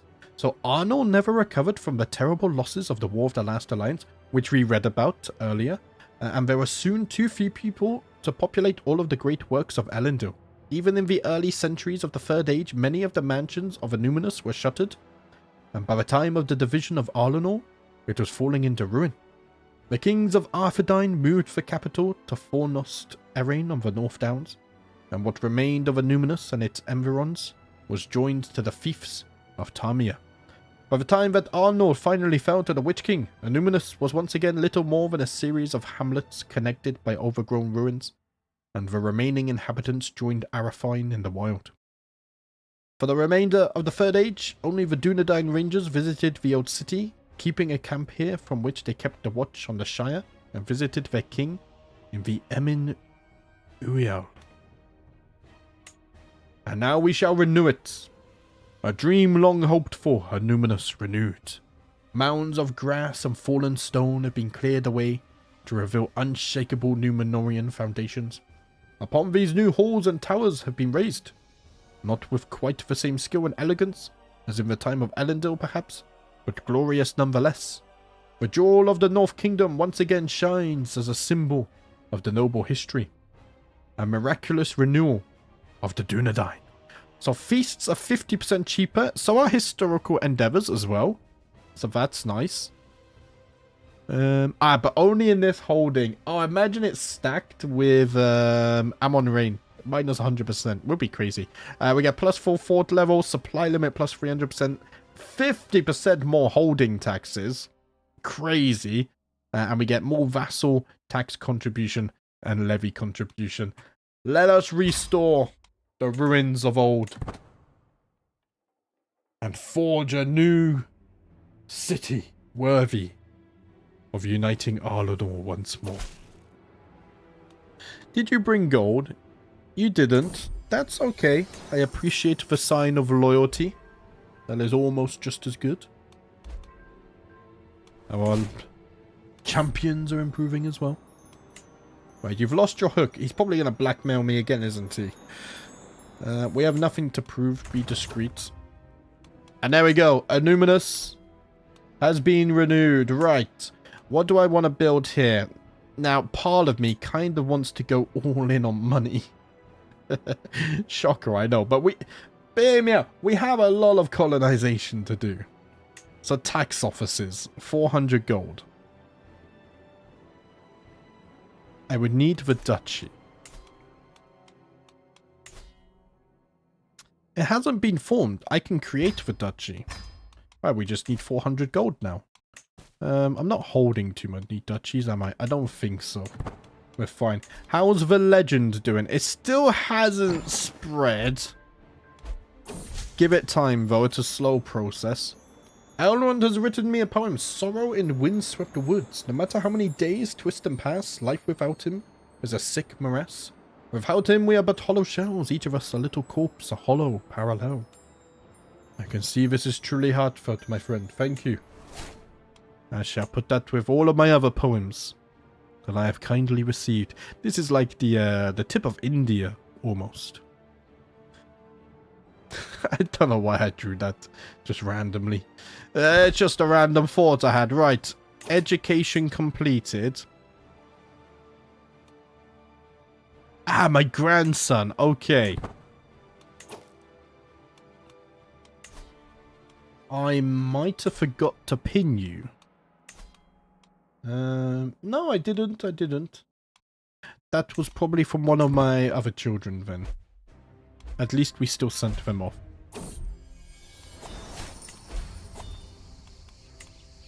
Elrond's no longer promoting. Oh, Bregor just died? Flagellated himself to death. Okay. Slow down. We need to sort our council. A dramatic scene unfolds in my audience chambers. My vassal Lady Tyrandis accuses my knight Egulemoth of impregnating her daughter out of wedlock. Lord Daeron indignantly claims there is no proof of his son's guilt. And even if it was him, it is surely Adonor's fault for being a loose woman. The argument is heated up and I must do something before things get out of hand. Oh.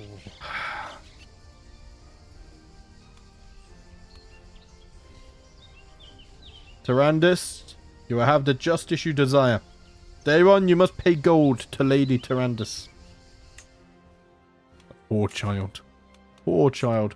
Right, I need a new chancellor. Any powerful vassals? Lady Tyrandis is a powerful vassal.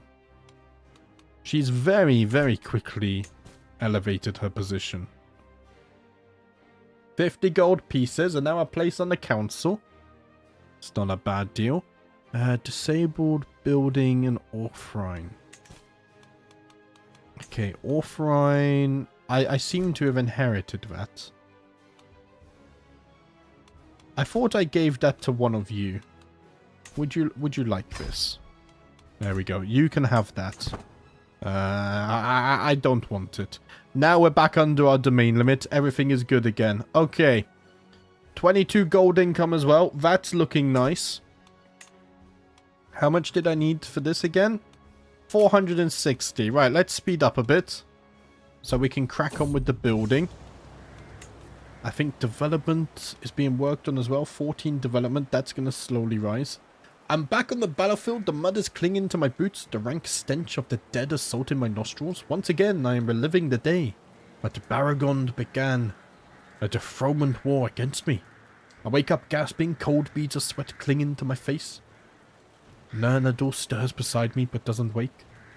I must deal with my troubles alone. I can become obsessed with vengeance. I will never lose again. Not to the likes of you. 50 gold. Thank you very much. I will not forget this. Right, we have enough gold. Hang on there, though, because we also have other stuff going on. Popular figurehead. Yes, please. Let's go ahead and start building the tax office. And we also have a dynasty legacy. What were we going for? We were going for king. We finished king. No prowess lost from age, and we increase skills with age as well. 36 prowess. 23 martial. John, we actually have pretty okay skills and whatnot. We actually finished a dynasty tree. It's a miracle. Neighbors can become my protectorates. I'd rather you become my vassals, though. My spy master has come to me with grave news. It is my caravan master that is now plotting to kill my cousin.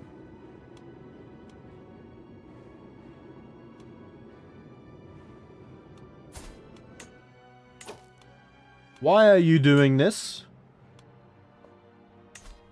Could dismiss her. There's a lot of murdering and stuff going on. How true is it? Right, I got some stuff going on here. Unmet expectations, apparently. The topic of my bumbling court chronicler Meldis' breadth of expertise, or lack thereof, has been a growing subject of ribaldry. On reflection, her talents do leave quite a bit to be desired. Chief among her detractors is my son, who makes no effort to hide his contempt. Come, my liege! Meldis splutters over the tittering court. After a confused understanding of metaphors, has been roundly mocked yet again. I am good at my job, aren't I? Meldis, I'm afraid it is time you stepped aside as court chronicler. I must look for a new one. Nerwin, my granddaughter, you understand how important our message is. Let's see, legend spread chance plus 40%? Wait. Spread chance is only good for inside my realm, right? So what I actually want is this. Every year, one of your vassals or neighboring rulers may make your legend their promoted legend.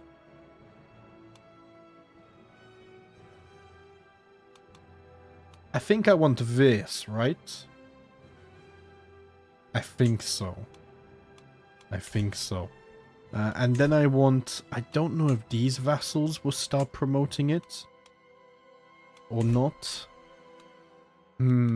That's the hard thing, is getting the legend into here now, isn't it?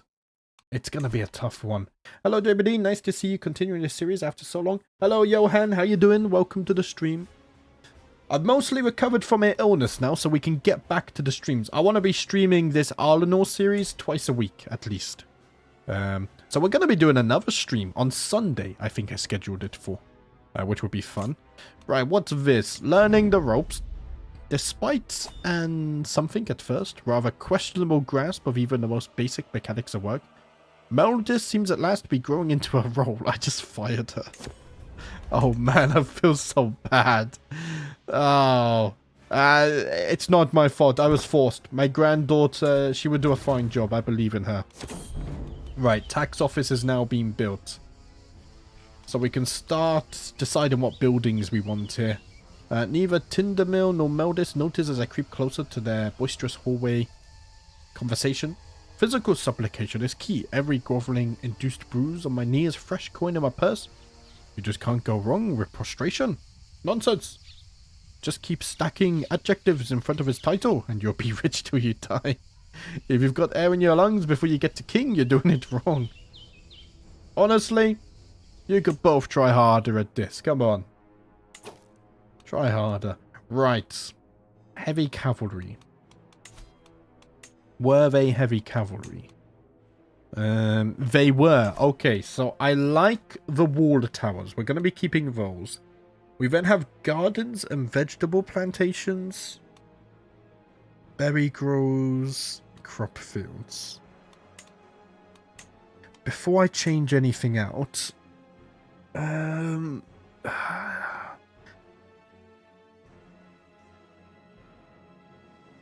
See, I could get... Stables also gives heavy cavalry damage, but then the regimental grounds also gives men-at-arms damage. Windmills. Watermills.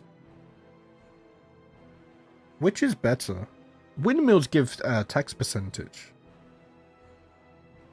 Watermills make buildings cheaper, but if I'm earning more, isn't windmills just better long term? I don't think I can build both. Right, I want a windmill. For sure. So let's see. Farms are filled 2.6. We get 2%. And we get 5% development growth. With the berry grows 1.7. So we get less there. 40% development growth is huge. And then with the manor houses, 3.8 is a lot. We get 2% taxes, we get development growth, and we get a bit of control growth. Oh, you're making this hard. I think I replaced the orchards.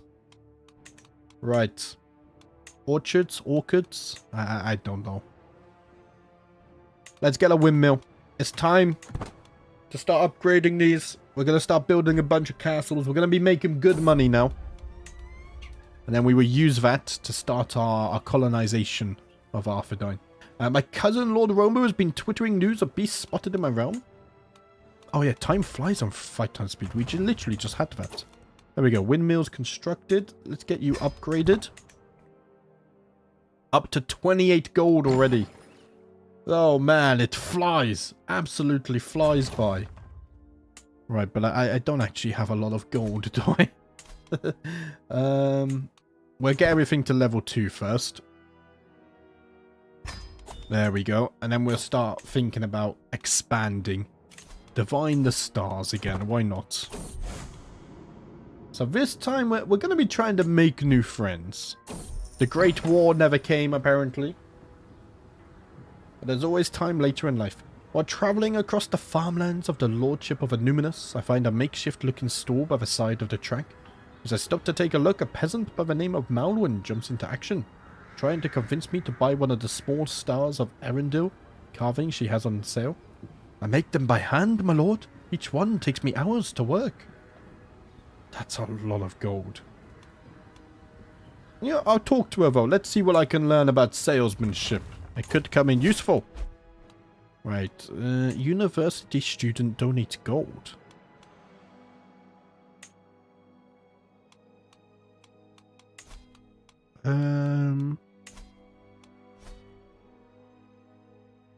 We have a university in Anuminus? And I just randomly get gold because of that? I mean, I'm a fan. That's amazing. Right. Because this is level 3, I kind of want to get all of these to level 3 as well. So, let's do this first. 460. And then I'm thinking it's time to start building castles. As I walk through the town, rage overcomes me once again. The only thing on my mind recently is when Baragond began a dethronement war against me. And he's still alive as well. Hiding in Gondor. Wait, you lost an arm? Haha, serves you right. Oh, I can start a murder scheme against him anyway. I will do it. To walk through Sunzalab is to be treated to a dreadful symphony of human suffering. Summon the physician. Oh, wait, we have plagues? Zagfax pox. Oh, that's a major plague. That shouldn't reach us. I will tell you what though. I'm about to move my capital. Let us do that. Because don't we get a bonus? Yeah, we get a tax bonus. Bird sighting, vulnerable to plague. Right, let's go for a soft approach. I think it is this plague it's referring to. My family should be in Anuminus with me as well. So we shouldn't have to worry about the plague. Oh man, okay, we annoyed them. It would seem the moderate approach has proven successful with a slow and spread of disease symptoms among the commoners. Though the impact is quite minimal, it should at least grant more time to work on a more permanent solution. Wonderful. How's the legend doing? Yeah, I don't know. Do I want spread chance or do I want this one, trying to get rulers to promote it? I don't really know. I don't know which is better.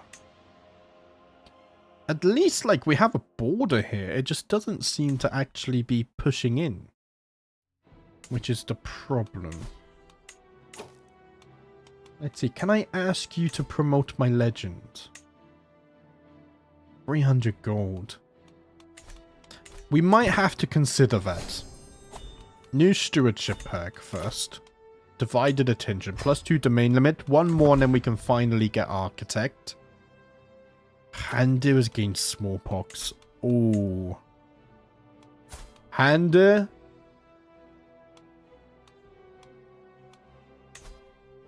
That's dangerous. That is dangerous. Put him in a cell by himself.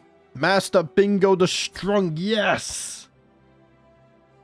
The hobbits have started promoting my legend. Okay. Okay, that could be really good if it starts spreading. That means maybe one day Lindon will as well. I have hope. Did you bring me gold? You didn't. It's okay. I have gold myself. It's fine. Right. 460. There we go. Upgrade the windmills. We're up to 30 income. That's looking much better. That's more than doubled since the start. Because I think we're like on 14 gold income. So I'm very happy with that. This pox, however, scares me. Wow. Already 50 deaths. I don't think it was spread to us, but I might have to keep an eye on it. It's starting to actually disappear already. During the daily management of my realm, I have learned of several different opportunities I can pursue. Each opportunity has great potential, but realistically I can only pursue one of them. I must determine what would ultimately give me the most value. So I can get a very good book artifact. 585 gold? What? Yes, please. I was going to build a castle, but let's wait. I want to build up a Numinous first. Okay, the pox shouldn't be a threat. It's disappearing. Lord Foreign-Gill.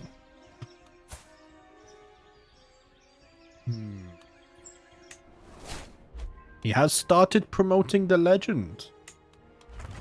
That is good news. Let's see. I could upgrade the tax office. The fact that we have the gold to do it now, it's only plus 5%. I think I get more from upgrading this right now. Let's upgrade the farms, then we'll upgrade the gardens, the manor houses, and then we're going to start building more castles. That's the plan. Right, I can finally vassalize. So where are you? Ah, you're the one that had the weird issue with protectorate stuff. High feudal obligations, yes. There we go, so we fixed that. I think I can't vassalize you because you have the same problem, right? Yeah, some weird protectorate stuff is going on. Elrond is reading me another poem. Thank you, my friend. Thank you. Send gift. And 150 gold. Wow. He really wants to see Arnor revived. The pox seems to spread rapidly. You should keep an eye on it. Yeah, luckily it seems to be on the way out now. But yeah, major plague. Little bit scary. We moved our capital just in time. I wanted to move to a Numinous anyway, so it's fine. I'm not interested in this. Right, Rider of Numenor. Needs a successor. Did we ever find one? Apparently not. I thought I already searched. Right, let's try that again. We're building here. We are hopefully... There we go. Okay, the legend is now spreading into the Shire. That's good news. Now we just need to try and get it into Lindon. That's the hard thing. Yeah, that's the really tough thing there. Wait a minute. So, you started spreading it, but you don't have a border with me. So if I went like over here and I said, hey, do you want to promote my legend? it would start spreading from within Lindon for 300 gold.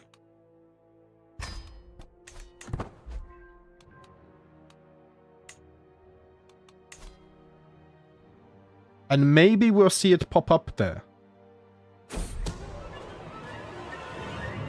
The existence of my plot to murder Baragond has been discovered. Ah, damn it. I forgot we were doing this. Okay, it's not going to succeed though. I should abandon this. I'm sure he knows it was me anyway. I wanted to send a message to him. That there is no love lost between us. No, there is love lost between us. I got my phrases mixed up. Right, okay. Upgrade the manor houses. And then we're going to start building castles, which are 400 gold. Wait, no, that's slightly cheaper. 360 gold. Wait a minute. 360. But in here, it says it's 20% more expensive. Ah, yes, but we have architecture. Well, we don't have architect trait, but we have the discounts in other perks. That's why. Right, my granddaughter wants to change a chapter. I mean, we could try. The people aren't convinced, but she tried. There's a unique building down here. The ruins of Farbad. Oh, wait. Kidden is now promoting my legend. I'm so bad with my mouse accuracy. Please let the legend start spreading. Is it not possible to build cities or temples? We had to build a city. I've built a city down here. Because you need to build one city before you build castles anyway. But because we can put our men-at-arms and stuff inside castles. And I can like build like farms and stuff. Because we have 2 farmlands here. I want to go with castles. Plus I like that the more castles you have, the harder a county is to siege. And in here we also get bonuses. Like we get bonus 4th level. We also get prestige and renown from them as well. Which I think is cool. Yeah, it's very tiny. But it's something. It's something. It's probably the only reason I completed a dynasty tree this time. Right, I want to see my legend pop up over here. We have people promoting it now. Hello, Matt. How you doing? I'm getting there. At least the cough is gone now. Welcome to the stream. Welcome. Thanks for explaining it. It's fine. Sometimes I have a method of thinking. It's good when you guys ask questions, because usually my thinking is flawed. Right, farm estates have been built. So, I think we're done here for the time being. Now, we're going to start building the castles, and we're going to get very rich. Let's prioritize the farmlands first. Oh no, it's 460. Not 400. Did I say 460? I think I can't do math anymore. It's fine. Right. I think that means good things. I didn't see what just popped up there. But I dismissed it just as it popped up, unfortunately. Okay, the legend is spreading in the Shire. Can it spread into Lindon? It's... Oh, yes, it is. It's spreading into Lindon now. Okay, that's huge. We need to get 300 baronies, and that's the only way we can go. My daughter accosts me, grinning from ear to ear. In her hands are 2 fishing poles. Ah, yes, yes, yes. Let us go fishing, my daughter. Oh, I have a bad time. Alternatively, we could spread the legend through the High Pass. But where is it going after that? Because, yeah, it's just orcs. Are you an orc as well? Yeah, I mean, it might spread there. Let's see. Would you like to spread my legend? Oh, I couldn't last time. I mean, number 1, he's already spreading a legend. But number 2, they don't actually earn enough gold. So it would just bankrupt him. So I decided I didn't want to do that. I remember now. It's unfortunate, but it is what it is. Come on, spread. I believe in you. If you are going to do an expansionist elf run, who would I start with? Expansionist elves. I haven't looked at Galadriel's events. Doesn't Galadriel have an event which is like slightly more evil focused? Could that be expansionist? But I guess if you didn't want to be evil, maybe you could play as Thranduil, and maybe you just want to take like all of the greenwood back. Or back, or like just take all the greenwood. These guys are interesting. I don't actually know much about these elves. Obviously, we deal with them in the Bountic series. But I wonder what their lore is like. Could these guys decide they've had enough of the squabbling amongst the Easterlings and they just want to deal with them? Restore some kind of order? But then, what would you do? Would you have like basically loads of tributees and client states serving you? Or would you occupy this yourself with elves? I don't know if there's any more elves. Oh wow, Gondor's doing really good. Let's see. Governments, elves. Are there any elves? Oh, there's some elves down here. So we got these guys. They could take over the new area, which I actually want to play in as an administrative government. I think that would be cool. That was a recommendation by Trig, actually. Alternatively, what is it? Control Q for governments. There we go. We have these guys over here. The Sailor. The Kinlai. One of the Avari tribes. The Kinlai are descended from those who travelled to the far south of Middle-earth and settled in the jungles and forests of the uttermost south. Maybe you could play down here? What's the terrain like? Terrain. I don't know. The overlays. Control G. Okay. And see, there's a lot of forest here, so maybe start as these elves and try and expand to this forest could be a way. A Lasgulum one. And if you take Orclands, I think it auto-converted culture. Can you build the special elf buildings anywhere? Or does it have to be in like special forest? Like this stuff. Because I haven't properly played as an elf yet, I don't think. Let's see, where else are there elves? Yeah, that's Thranduil, Galadriel. Obviously Círdan. These guys up here. And then we got these two elves as well. I think I might try these guys and try and take over this forest first. Maybe that's something I'll play in my personal time. Right, well, we're going to unpause. But elves are interesting because don't you have to be soulmates before you can have a child or get married or something like this, I think.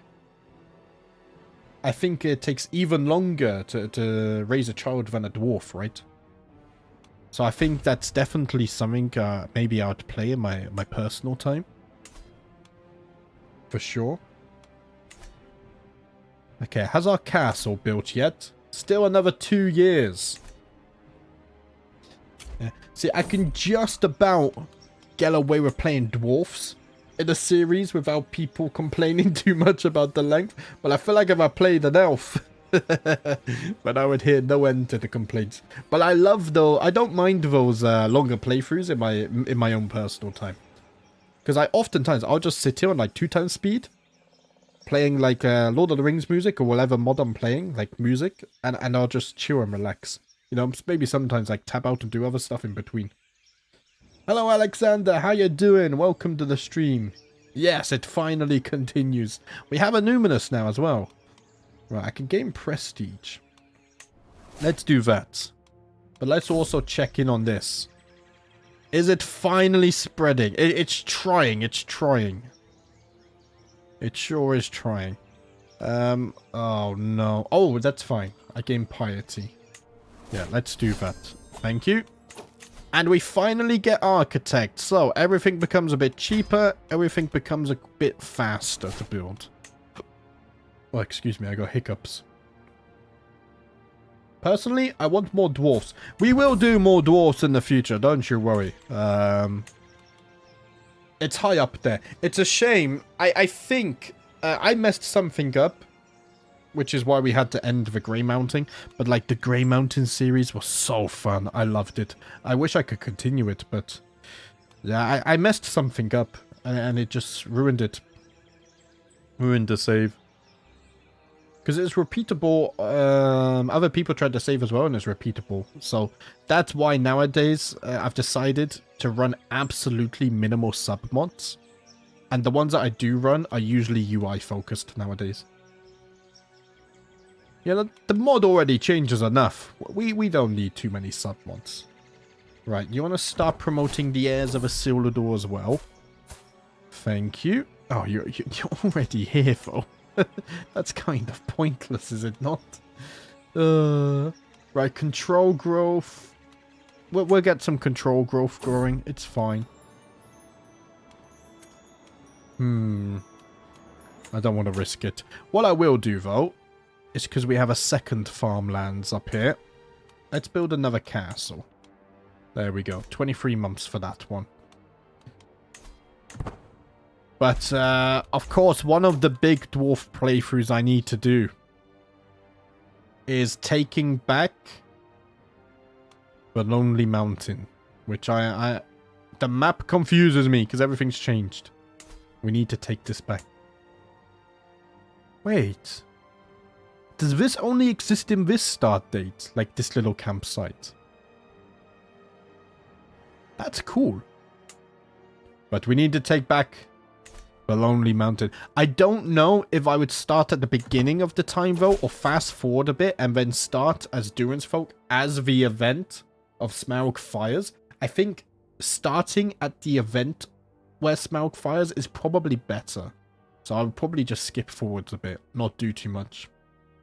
But I don't know how long that takes, how many years. Right, 50 gold, thank you. Because otherwise I would just be building up and whatnot before then. And I don't think that would be good to watch. Right. Excellent. So we got new vassals. Let's transfer him as well. So that solved whatever weird stuff was happening over there. With protectorates and stuff too. Goblin Town are winning wars? Oh no, that's Gundabad, right? Yeah, Gundabad have the smiley guy. Oh, what's this? Oh, it's fine, it's fine. We gain piety. Okay, something's finished building. We finally have a castle, so... What gold buildings do we want? I mean, I want a windmill. No, I can't. You can only do that in the capital, of course. What did I decide on here? Farms and fields and manor houses. So my options are probably going to be the same here, right? Probably. Let's get the manor houses built first, because they just earn a little bit more. And then the third slot we'll save for men-at-arm buildings, because we're eventually going to move. Drop my current legend. No, no, no, no, no. I will not be doing that. Oh, I'm very stressed. Okay. Oh, bloody hell. One of Elrond's favorite things to do with me is to sit by the fire and exchange war stories on a beautiful night. And this night we have been reminiscing from sun until moon until sun again. I begin by telling of the time I was victorious in Baragorn's dethronement war. Oh, I lose so much. Oh, I gain so much stress.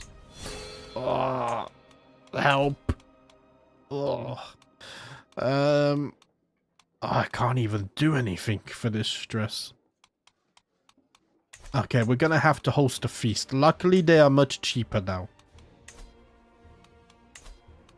Let us host a feast and celebrate the restoration of Numinous.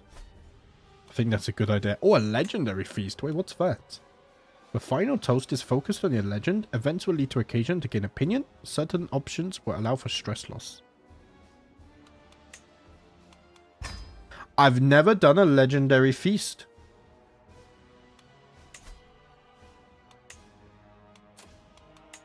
Huh.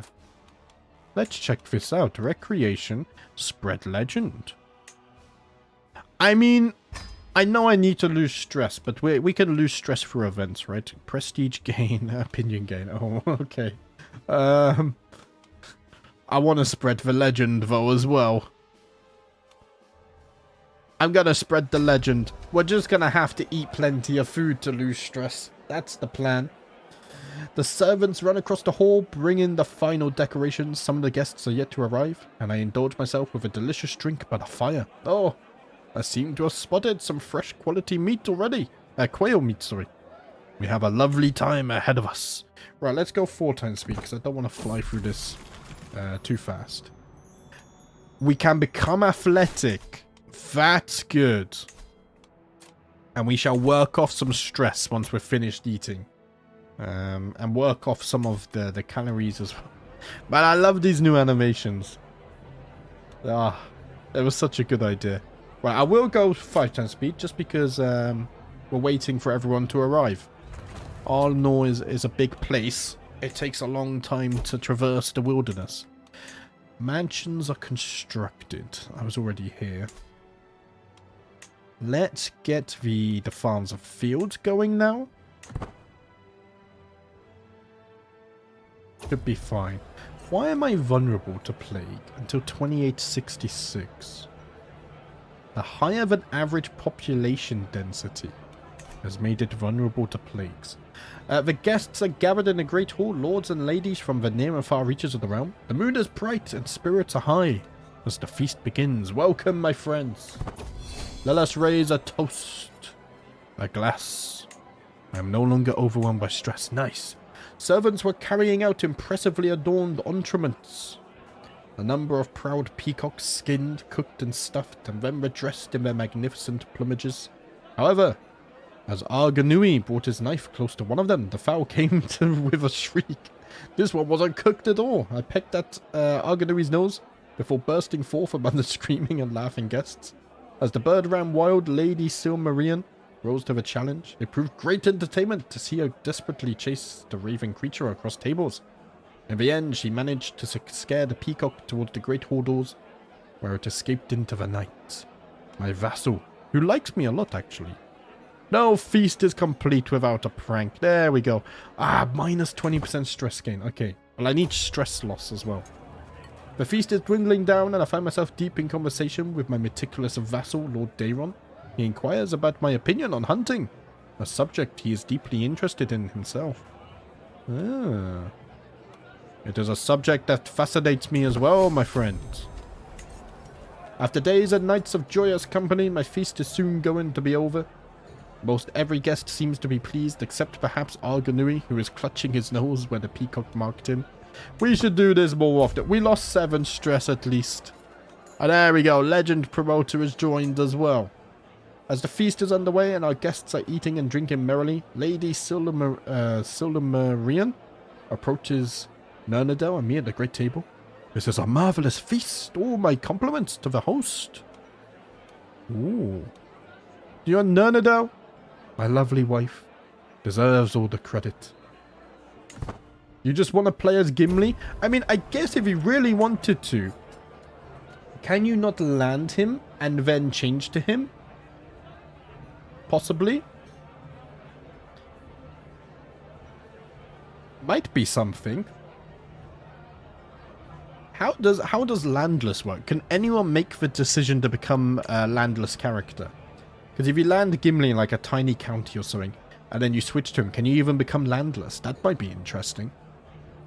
In all the celebration and revelry, there is a lull in conversation across the entirety of the attendees. Lord Daron are the only ones to exchange words, but I feel myself compelled in the silence as eyes begin to follow me. Perhaps this quiet moment is my opportunity to talk about the heirs of Isildur. Ooh. Oh yes, everyone must hear of the legend. Spread chance plus 25% for 15 years. Yes. We've lost a bit of stress at least. In the midst of the festivities, the captain of the guard hurries towards me. My lord, it seems that someone has set fire to the dynasty banner. The evidence points towards my lord's grandson, Arganui, who's been acting strange this evening. What would my lord have... Did you seriously burn our dynasty banner? What? Wait. I believe you know more than you let on, Captain. Are you lying to me? Are you conniving? I think he was.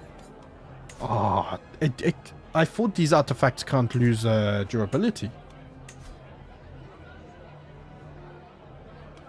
Oh, no, it can, because, yeah, it's just a normal artifact. Of course it can, yes. I was confusing it with, like, these kind of artifacts, which can't lose durability. Burning the Dynasty banner, wow. That's not on. The sound of tambourines fills the halls of Annuminus while the guests sip the last drops of mead. Above them, the voice of Rumandar rises harmonically. Now listen, for I shall tell you about the tale of the heirs of Isildur. Or he get legendary feast. Legend spread chance plus 15% for 5 years. Stress loss. I'm gonna do this. Legend spread chance. Yes. And there we go. It is all over. So what do we get from that? All of my courtly vassals, 7 of them, gain 25 opinion on me. And non-courtly vassal, only 1, gained 15 opinion. And we gained some prestige as well. More importantly, though, we gained legend spread chance. And now we can work off some stress. Let's go ahead and do that. Right, so if we watch this, will we see it in effect? I don't think it's spread. I think I made that up in my head then. Is it spreading? I think so. Ah, yes, it just spread there. Wait, but isn't that wilderness? Wait, legends can spread to wilderness? Really? I never knew that. Huh.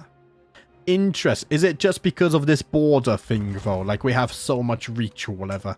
I think that's what's happening. Either way, 207 baronies. Only 93 left to go now. Oh, man. We're getting close. We are getting close. 40 gold income as well. Right.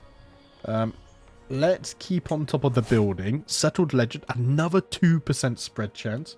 Can I see my total spread chance? I don't think so, right? I don't think so. 10? Oh, it's not even listing it here. Because I guess it's listed here, right? Yeah, so we got 15, 35. So we got 37% just here. Add 37, 47. And then if I did this, 87. Maybe I should be doing this one. 87% spread chance now. Holy crap. Thanks for the poem, Elrond. Wait, but did it just change this? Ah, no, it's weird. The UI changes a lot. I don't understand it, right? 87% extra spread chance.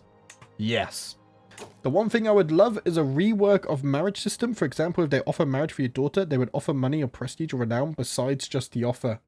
I think that would be good if the AI could do that, actually. Or even offer grand weddings and stuff, right? Where they pay you more. I think that could be cool. Right, so we built level 1 buildings here. Let's build manor houses there. And I guess we could start building more castles. Let's get another castle being built there. The money is starting to go up ever so slightly. I was at 40 income, but it's dropped. I don't know why. Although there is no way to conclusively prove it, my spymaster Lord Herlin has brought forward evidence that Firiel is not the daughter of Lord Beer. Ooh. I wish there were more ways to get alliances as well. Like, I wish I could just propose an alliance here. But maybe it'll be too broken if it was too easy. Like, I can purchase a truce. But I mean, actually, if you go diplomacy tree, it makes sense. Maybe it does make sense you can only do it in, like, diplomacy tree. But then, wait, is there a perk in the stewardship tree to buy alliances? Is that a thing? I don't think so, right? Like, you know how in diplomacy you get a perk to arrange one defensive and one normal alliance? Maybe in stewardship we could get the option to buy one alliance. That would be cool. Oh, that costs money. 7.2 gold per month. What? Oh, okay. I missed that. Thank you, Amir, for pointing that out. Oh, that's damn expensive. Right, the fact it costs more money tells me that's the better one. That's how I'm gonna stick to it. What's this? That miserable rival. Ah, oh, Baragond. You still not dead yet? You have a... Oh, yeah, claim on a Numinous, of course. Wait, he's returned? Oh.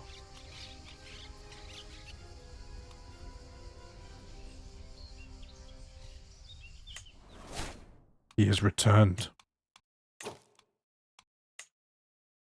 Can't murder him. Until 2868, 5 more years. I can't imprison him either. It's tyranny. Oh, man. I'm gonna murder you one day. Right, we got the mansions. Okay, we're still going stewardship.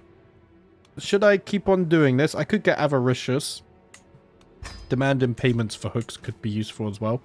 Don't think I have any hooks though, do I? No. That's fine. Right, so you're built up. Just don't have men-at-arms yet, but that's fine. I'm focusing on gold. You're built up. Get your level 1 building. We're building a castle there. What are we doing here then? Sure. There we go. That's fine. So we can only build... Wait, where's... Yeah, we can only build one more castle. Which we'll do now. Why not? And then I think we're going to focus on upgrading this a bit more. Do I get building slots from doing this? I don't think so. Don't think so. Right, crop fields are constructed. So 3.5 just from having level 1 buildings is very nice. I don't want to spend my gold right now. I have it reserved for other uses. Right, there we go. My legend has made it into Lindon, ever so slightly. It still hasn't popped up over here, annoyingly. And we have a surprise party as well. We'll take the small one. A small statue. Thank you very much. Tyranny loss? I'm actually going to keep this. Oh, wrong button. Oh, that was close. Do I have a antiquarian? I don't. Let's get one of those. Also get a royal architect. And that should be... That should be all that I need for now. Thank you very much. How much would it be for you to promote my legend? No. Because you're already spreading your own. That's never going to happen. What does temples do when you construct them? I think the difference between temples is obviously your law master or your realm priest will control them depending on your laws. But I think they have different buildings as well. Mostly, I think it tends to come down to your cultural traditions. There are some cultures, for example, which would give you bonus to cities and even let you rule them personally. And then some cultures will give you bonuses to temples. I don't know if you can rule them directly, maybe. So I think it tends to come down to culture. I don't know if there's much difference outside of that. Obviously, the base stuff here is different. I think cities generate really good gold. But you only get a percentage of that, of course. Whereas a temple, if I can find one... It'd be better if I went down to somewhere like here, right? We'd probably have more temples. Somewhere? Okay, you only have castles. There we go, we get a temple here. You actually get men-at-arms buff, but... The problem is, most cultures you can't hold the temple yourself, so this is useless. But you get different buildings as well. So this gives more piety, legend spread chance as well. In fact. That's something you would have to look into a bit more detail as well. I tend to just build castles because if someone attacks this county, they can't actually siege the whole county until they take every castle. Plus, I can put my men at arms inside pretty much as any culture. My spy master has come to me with grave news while we do not yet know who. Someone is plotting to kill my son at... Oh. Okay, minus 110% chance. That's good. Let's keep on redouble the guards. You will not be murdering my son. Thank you very much. Is it spreading? It's trying. It's really trying. Oh, my son has just increased his prowess as well. Come on. I believe in you. 239. Just 61 baronies to go. You can do it. You can do it. Right, I'm going to let you keep doing your thing. I'm going to go over here and do my thing. We're waiting for this. Yeah, 5 months and 1 year. Is the Numenorian island present on the map? I don't think so. Where is it again? We looked at the map we looked at the map last stream, but it was so long ago. I forget exactly where it's located. Get out of here. Man. Do you want to see a funnier looking orc? This guy. I don't know why that makes me laugh so much. When you hear about Angmar, that's just, it's not the type of ruler you would expect to be ruling that place. I don't know. It makes me laugh. Do we have a holy order? Oh, we have 3 holy orders. Am I... It's a Grand Master. I haven't made a holy order, have I? No. I could make one. That's a possibility. Right, what kind of man are you? You are a gracious paragon. Honest, compassionate, and content. Let's make it as truthful as possible. There we go. He will start promoting that for us. We have built a motte. Right. So, we're going to want to build the manors here. Oh, we can't build manors. Okay, so what do I build in the in the forest? Maybe hospices could be good. Outposts, they give us gold and they buff skirmishers / archers, so that might not be a bad idea. Forestry can be good for lowering, to be honest, we don't really need to lower building construction time. But it might be the best anyway.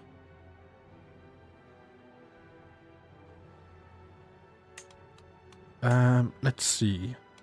1.3.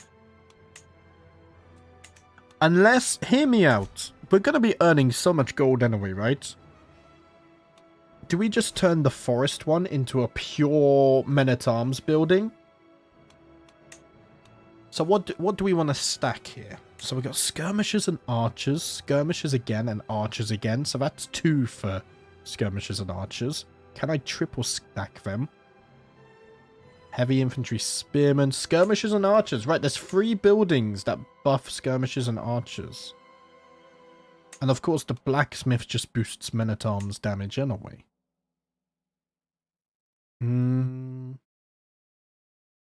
Wait, where are they? So forest forts gives damage and toughness. Do you help archers as well later? 27%. Whereas the blacksmiths... Wow, the blacksmiths are actually really, really good for men-at-arms later. Let's see, the outposts are quite good. So no matter what, we want a blacksmiths, right? If we're going to be buffing men-at-arms. It does seem that way. So let's at least just build a blacksmith first. And then we can decide what else we want to build with it. Since it's in the wood, buff skirmishers. Do you know what? I like that idea, actually. It makes a lot of sense, doesn't it? Yeah. Do we have a special skirmisher though? Let's take a look. So we have, right now we have light cavalry, archers, heavy infantry. Because I only like to recruit the flavor ones. So we got heavy infantry, archers, and heavy cavalry. We only have 3 flavor units.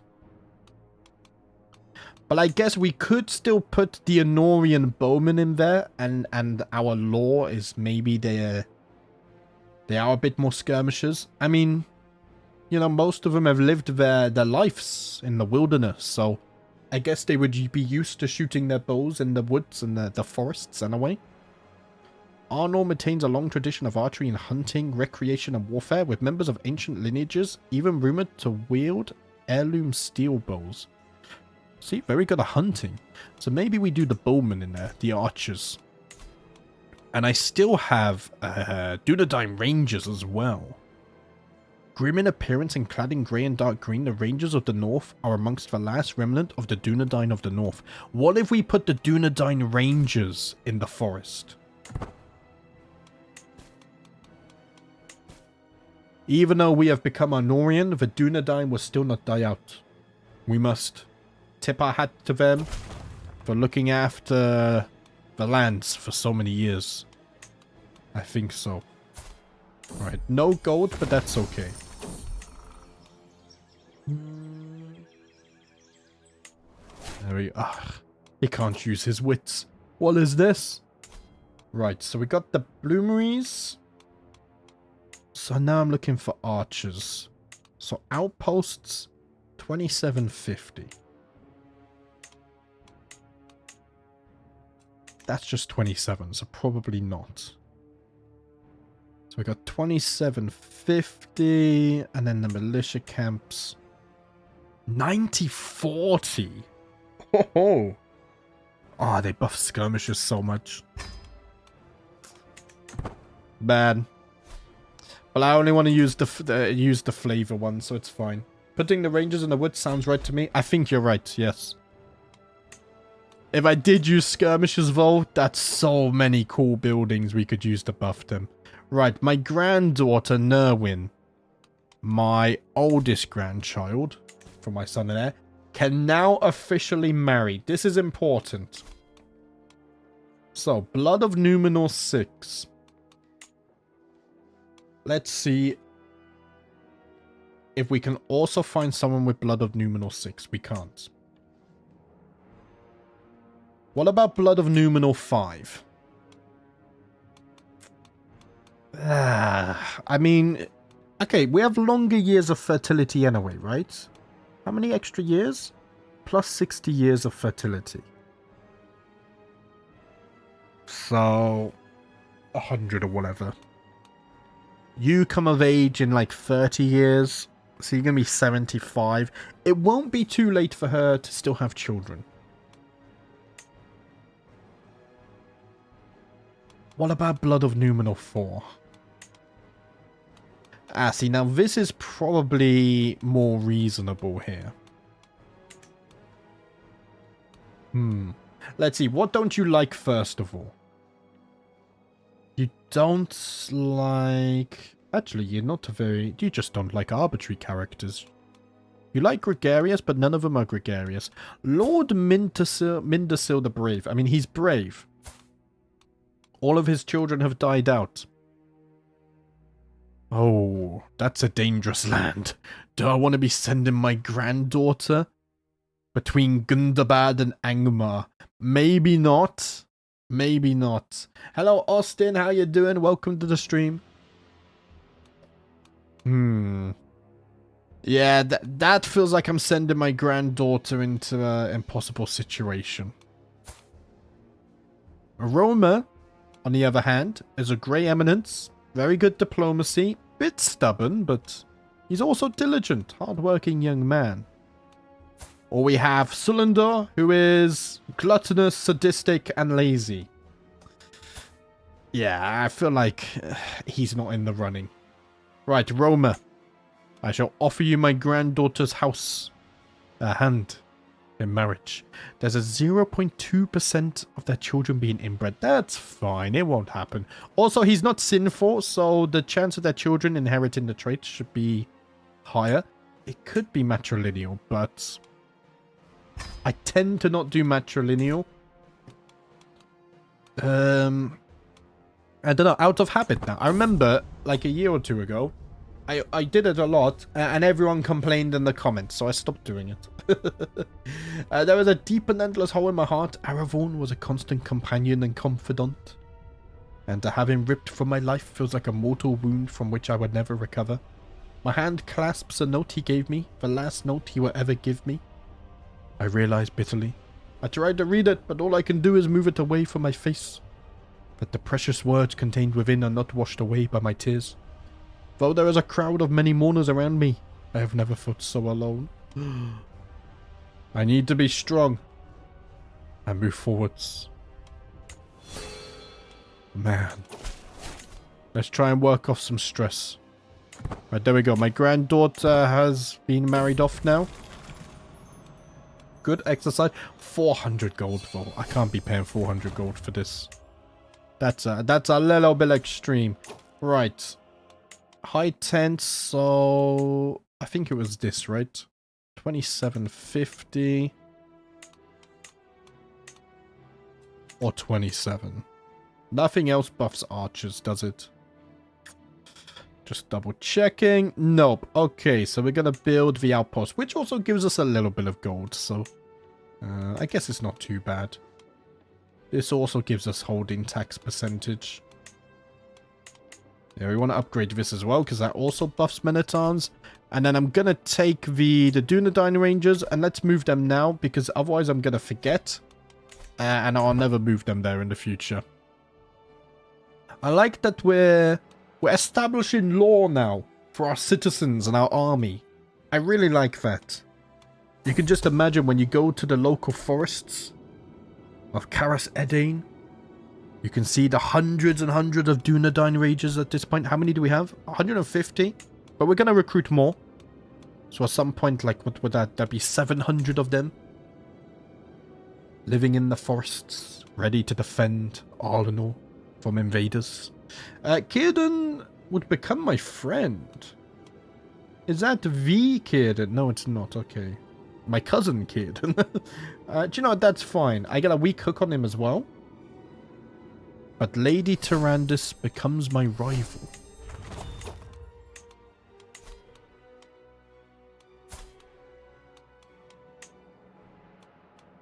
Except we didn't, so it must have been a chance. Okay. I could demand payment from my cousin. 60 gold, sure. I could have changed his contract as well, but yeah. YouTube, stop that.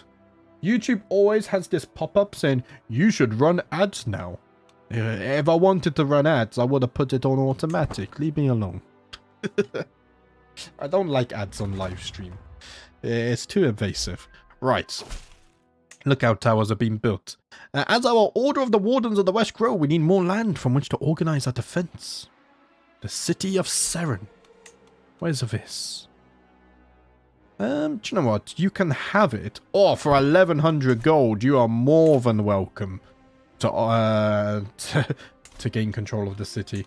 Right, upgrade the tax office whilst I have a lot of gold floating around. And now we need to decide what's going in here. Disabled builder. Yeah, I'm over my domain limit. I know. Okay, we could build farms and fields. That's good. Can't build manor houses, though. That's okay.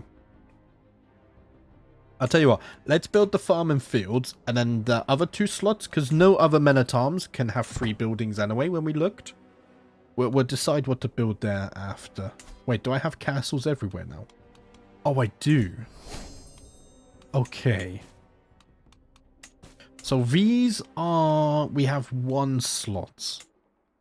This I would have 2 slots. And in here, I think we're going for heavy cavalry. Unless there's multiple buildings for heavy cavalry, then we might actually put them in the plains. Yeah, that is plains, okay. Right, let's do some decision making now. First check on the legend. 276, nice. Okay, I think we might hit 300 soon. So, buildings. Right. You guys are going to have to help me because I'm probably going to forget. This is where I wish I had pen and paper still. So, heavy cavalry, 1. Heavy infantry and spearmen, 1. We're not doing skirmishers or archers. We already have stuff for that. We know that's free. Heavy cavalry, 2.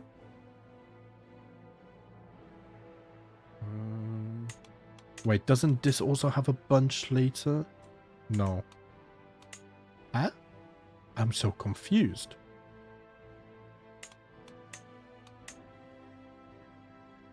Archers. Oh, I don't know. Wait a minute. Is it only in forest they get that buff? Blacksmiths. Oh, it's just generic. Oh, I'm stupid. I'm stupid. Okay, I misremembered. Wait, but something else gave us something then. Workshops buff archers by 70%. Was I supposed to be building and they reduced the maintenance? Wait a minute.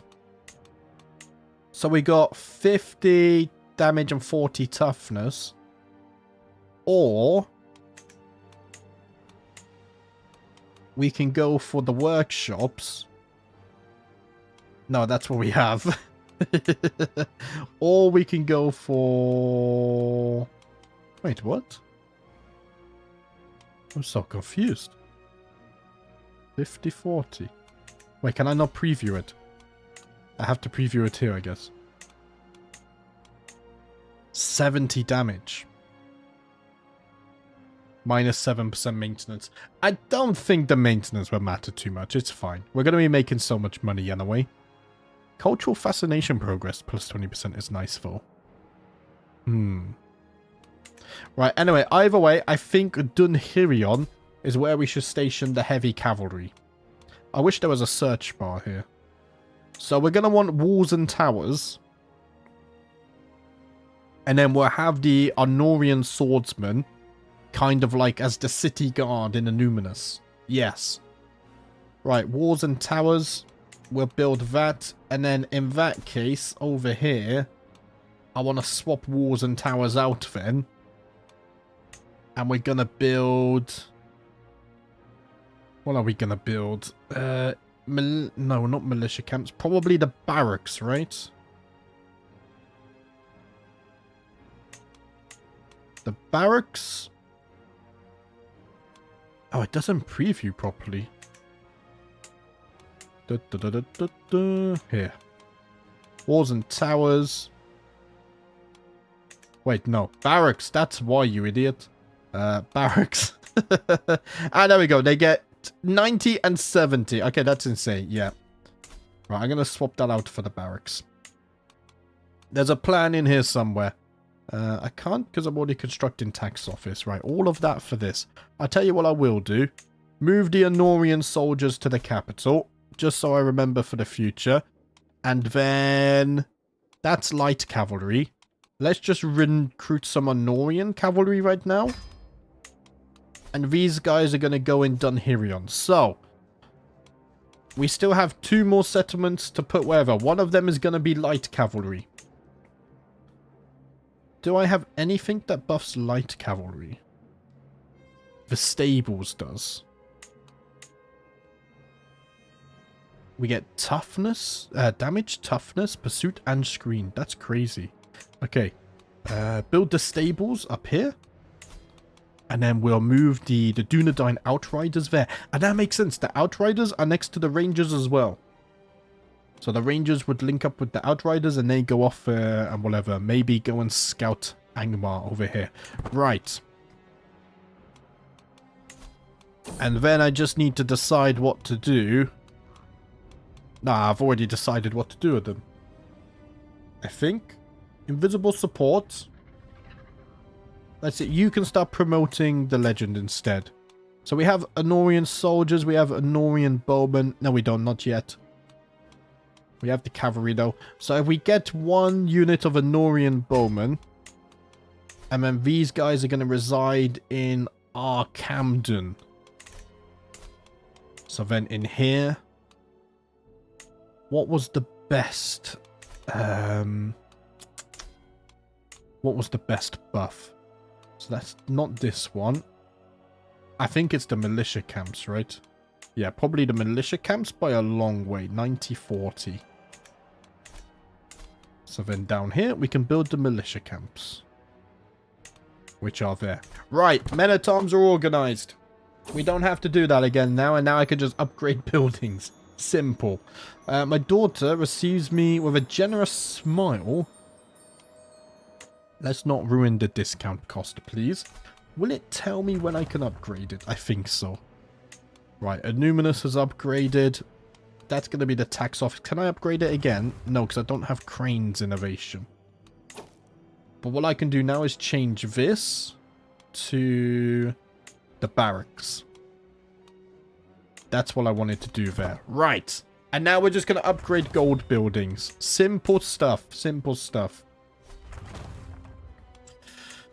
And then we can start mass colonization as well. Which we'll probably do next stream at this point, because we're getting on a bit. We're going to lose 20% taxes soon. And the stars have advised me to be suspicious of others. Yeah, we're not gaining any gold here.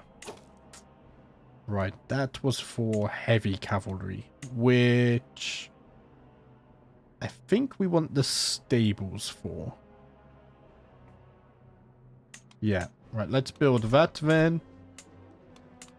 This has all the buildings. Correct. Okay, do I want to upgrade in the capital first because I get all of the bonuses? I think so. Lately, it feels like I'm constantly being distracted by lascivious thoughts and erotic fantasies with all the hardships of my everyday life. It is all too easy to lose myself in daydreams and forget about reality. These desires are clearly interfering with my life, but what should I do about them? Right, it's time. I need to be left by myself. The stress is too much. I need to focus on the building. Focus on rearming the army. I can't be bothering with friendships right now. I'm poring over the ledgers that detail my income from vassals. These numbers do not add up. The feeble Lord Eramir has me for 4 and has been paying too little. Raise his taxes. He must pay back for this crime at once. Okay. 12 baronies left. The heirs of Isildur is spreading like crazy. Finally. Finally. Oh, the gold is flying up. Let's see. Vassal tax contribution plus 10%. Yes. Huge. 37 gold now. I cannot wait for the mass colonization. Let's just build up this a little bit more, though. Probably the farm estates next, or even windmills. We gotta keep the gold flowing. What I could also do is upgrade this stuff too. No, I don't have machicolations. What am I focusing on? I can't focus on this stuff. I don't know what date that is, because... Wait. Can I not change that? I forget how to do this. Game rules? Oh, I can't change the calendar now, can I? Yeah, I don't think so. None of these can be changed. Okay. Well, we'll just have to be patient to unlock those innovations. It's fine. Yeah, I'm losing 20% now. So, I mean, why do I have this? Is that a colony? It's not even a colony. Here. No, wrong button. You can take that off my hands. Wait.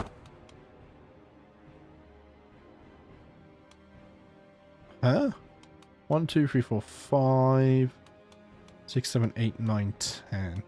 Right, that's a colony, so that won't matter. I'll be honest, I don't really want this though, so let's do that anyway. And now I'm gonna have to... Let's see, this gives me the least gold. So we'll give this to a random noble. I can always revoke this later. Right, 45 income, amazing. Let me quickly refresh this. There we go. Keep working. Thank you very much. I need to sort that out. Right. I would say this is going swimmingly well. Almost at 50 income. Maybe when we hit 50 income, I will start the mass colonization, at least, of the Arthedain. Oh, that's a huge swath of land. I thought it was just this part. Yes, I'm not going to rush too quickly because, obviously, it's going to take a lot of gold. A lot of gold. But guys, if we wanted to... Okay, we don't have the gold. Let's get the gold. Thank you, Elrond. You have written me many poems today. We can increase the heirs of Isildur. I don't know if I want to complete it yet, though. I can always wait to complete it, right?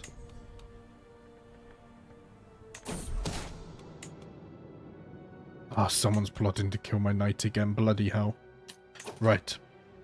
Increase the quality. So now, when we complete it, let's just unpause, make sure it's refreshed for UI and whatnot. When we complete this, we gain access to the Consolidate the Kingdom decision, allowing you to immediately de jure drift a kingdom into your realm. I don't know which kingdom I would use that on. We'd have to think about that. Gain access to the Reclaim Dúnedain Royal Lineage decision. That sounds interesting. I gain access to the Legendary Palace option. 10% holding taxes. I don't think I've ever built any of these. I gain 50 additional legitimacy. I would get a claim on every existing de jure title inside of the High Kingdom of Arnor. I gain access to the Commission Legend Artifact decision. And I increase my legitimacy again. Also, we can finally lay claim to the throne of Gondor. But I don't think we should do this until after... until after we have restored Arnor. Which means I probably don't want to complete this yet, right? Maybe I hold on to this. 26 gold a month, by the way. That's crazy. Legends are so expensive. But we're making good money, so it's fine. Well, it is the max level. I don't think it can be downgraded now at least. So we can complete this whenever we want. And we can inherit it, so it's fine. Right. My knights... didn't I just literally... Yeah, you were a successor, right. Ranger of Numenor. Here, let's fix that. Rider of Numenor. I swear we searched for one. 3 times now. The Bastion is fine. Okay. Hello, Beagle. How you doing? Welcome to the stream.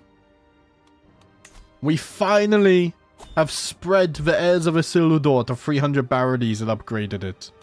Which is amazing. I'll tell you what I can do now, in fact. Let's... Oh, I don't even have a court chronicler anymore. Nerwin, why did you stop that? I'm just going to put you on this. You can still convince leaders, but I don't need the huge spread chance anymore.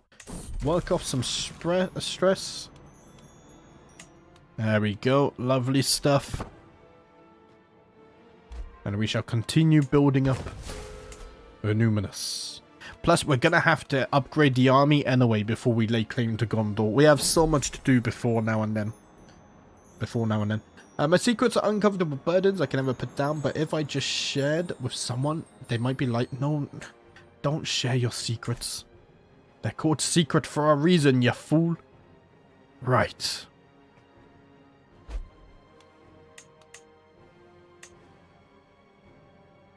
Plan of action.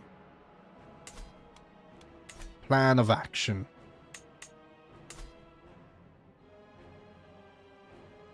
"19 counties.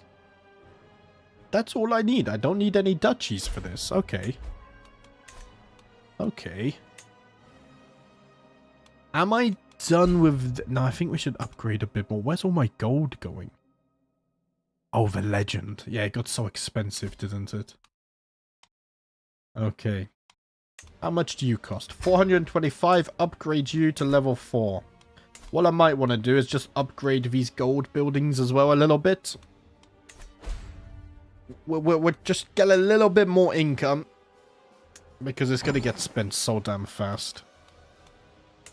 So damn fast. 25 development. That's looking good. So how much do you want to upgrade this? 212. Here, let's speed up a bit. Perfect. Upgrade you. It's very quick. So this, level 4 across the board. I think I'm happy with that. No, we're not going to do that. Let's just speak a little bit.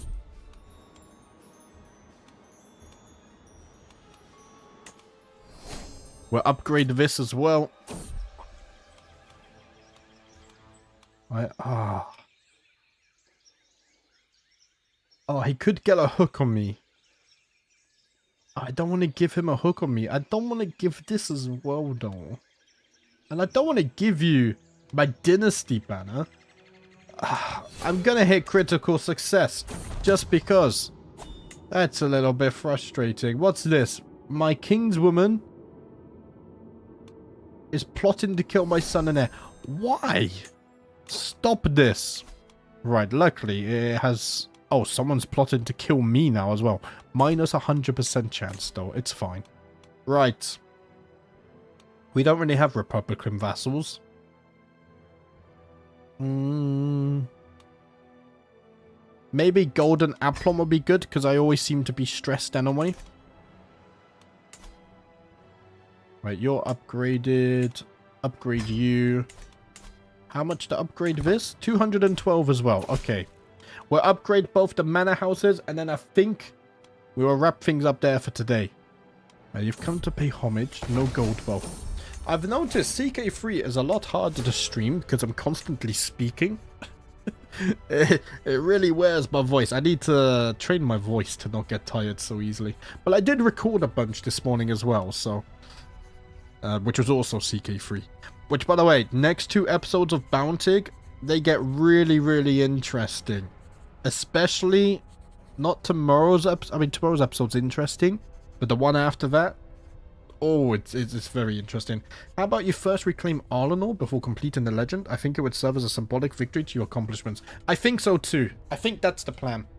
I want to unite all of Arnor even before I think about Gondor, and I don't want to complete that decision in case some of the events are tied to the character. Because I don't think I'm gonna do the mission for Gondor anytime soon, because I want to colonize everything first. Right, game sighting for 3 years. Thank you very much. And who's this? Aegon the Philosopher. Oh. ATH stress. Get out of here. I don't believe in your hallucinations. I discovered certain old contract. Right, protect the rights. Pause a minute. Got speed 5. Everything just pops up.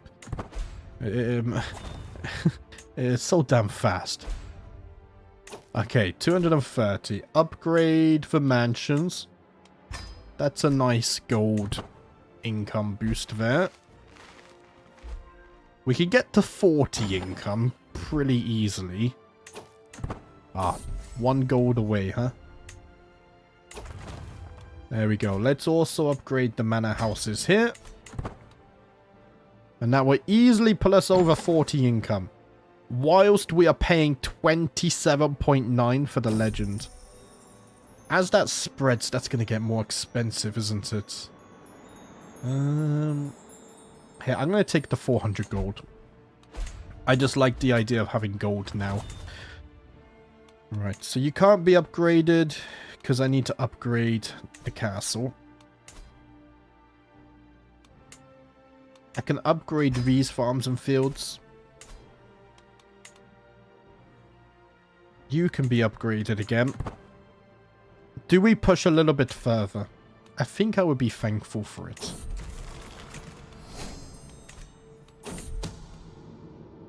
Yeah.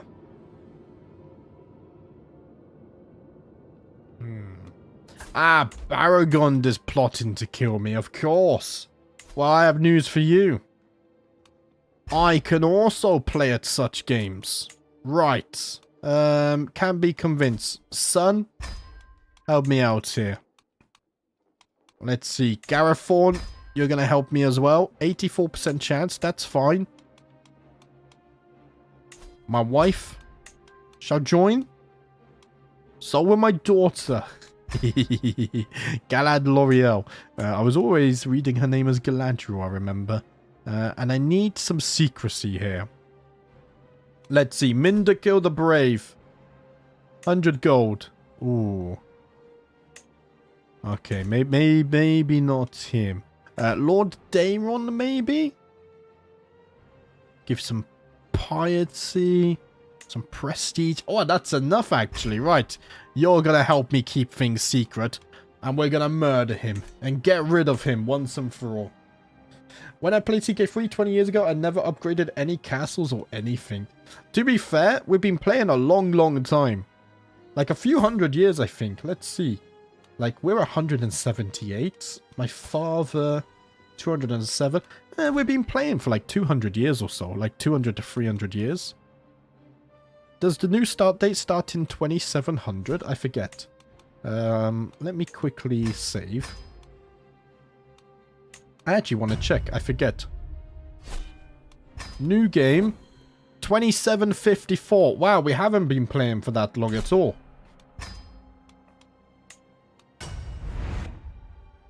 $27.54.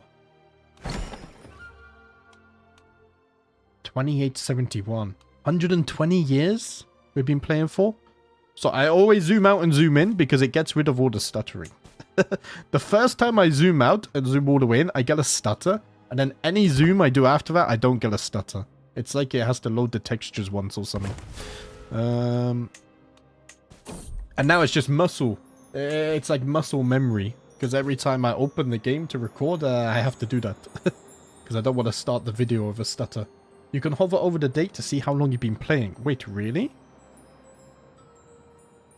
117. My math is terrible. It's getting worse. It's only been 100 years. And this is the 4th stream. Haven't we been playing this for like 8 to 10 hours at this point? Man. I'm slow. Even though I spent... Okay. To be fair, I've probably spent 2 or 3 hours reading the history stuff. So it's not the fact that I'm just super slow. No. Dúnedain, my wife, has died of old age. I can't take it. The pain. My partner, Lady Dúnedain, has passed away and gone the way of countless generations of men before us. It is customary among our people to take but one spouse, as the LotR do, within the circles of this world. The law of Numenor of old, which our culture still maintains, permits me to take another if I am still in the fullness of my days, desiring of children. Let's be real, I'm 178, I don't think that applies. However, such a thing is frowned upon. Many view it as abandoning the sacred union of wedded man and wife. As I already have had children, such a choice will not be looked upon generously by others. I must make a choice now. Shall I follow tradition and never take another to be my spouse? Or shall I look for another despite the possible backlash? I could never replace my soulmate. I will not remarry. I have but one love in this life. And she has now left me. I must press on. I am frozen with grief. A moderate health penalty. Okay, I'm still feeling good though. You know, I lost a wife, but I'm feeling good. Oh, man. Right. I always struggle to pause and when to wrap it up. Right, I think we pause there. Next stream, we're going to have to organize a funeral. Where didn't we... Oh, we buried them over here, didn't we? Okay. My father is buried over here. But my wife shall be buried in a numinous. I can select her. Okay, that's good. We'll do that next stream. I love CK3, but I normally just play the island campaign. Is that wrong? Absolutely not. When I play base game CK3, probably 95% of my playthroughs are in Britain in 867. I do the same thing over and over, but it's because I know geographically, like, I'm British, right? So I know British geography the most. So I can get immersed more easily. Which for me, immersion is, I love CK3. Get immersed in the characters. And it's nice that when I march an army from, say, I don't know, Wessex to Cornwall, in my head I actually have a proper time frame. I can visualize the journey because I know what the landscape looks like somewhat. So yeah, but you know, it's a single player sandbox. There's no wrong way to play the game. Just have fun with it. Anyway, guys, that's going to be it for today. We did a 3-hour stream. I think we were quite successful. The legend finally spread. The heirs of Isildur is looking very nice. 446 baronies now. Man, and we were struggling to get over, like, what, 100 last stream? That's crazy. Whenever we're ready, we can complete this now, but I won't do it yet. Next stream, I think we'll do a little bit more building up, but probably not more than 30 minutes. And then we're going to colonize the Arthedain. After that, we should be able to, hopefully, form Arnor. And then we can focus on colonize Cardolan. Once all of Arnor is colonized, then we shall take a look at this decision here. And that will probably be the big finale. I don't think this will be next stream, though. That could still be 2, 3, 4 streams away. It depends how long I take. Maybe we read some more history things. But yeah, that's going to be it for today, guys. Thank you for watching, as always. That was a lot of fun. It's good to be back. And I will see you on Sunday for the next stream. Have a good night.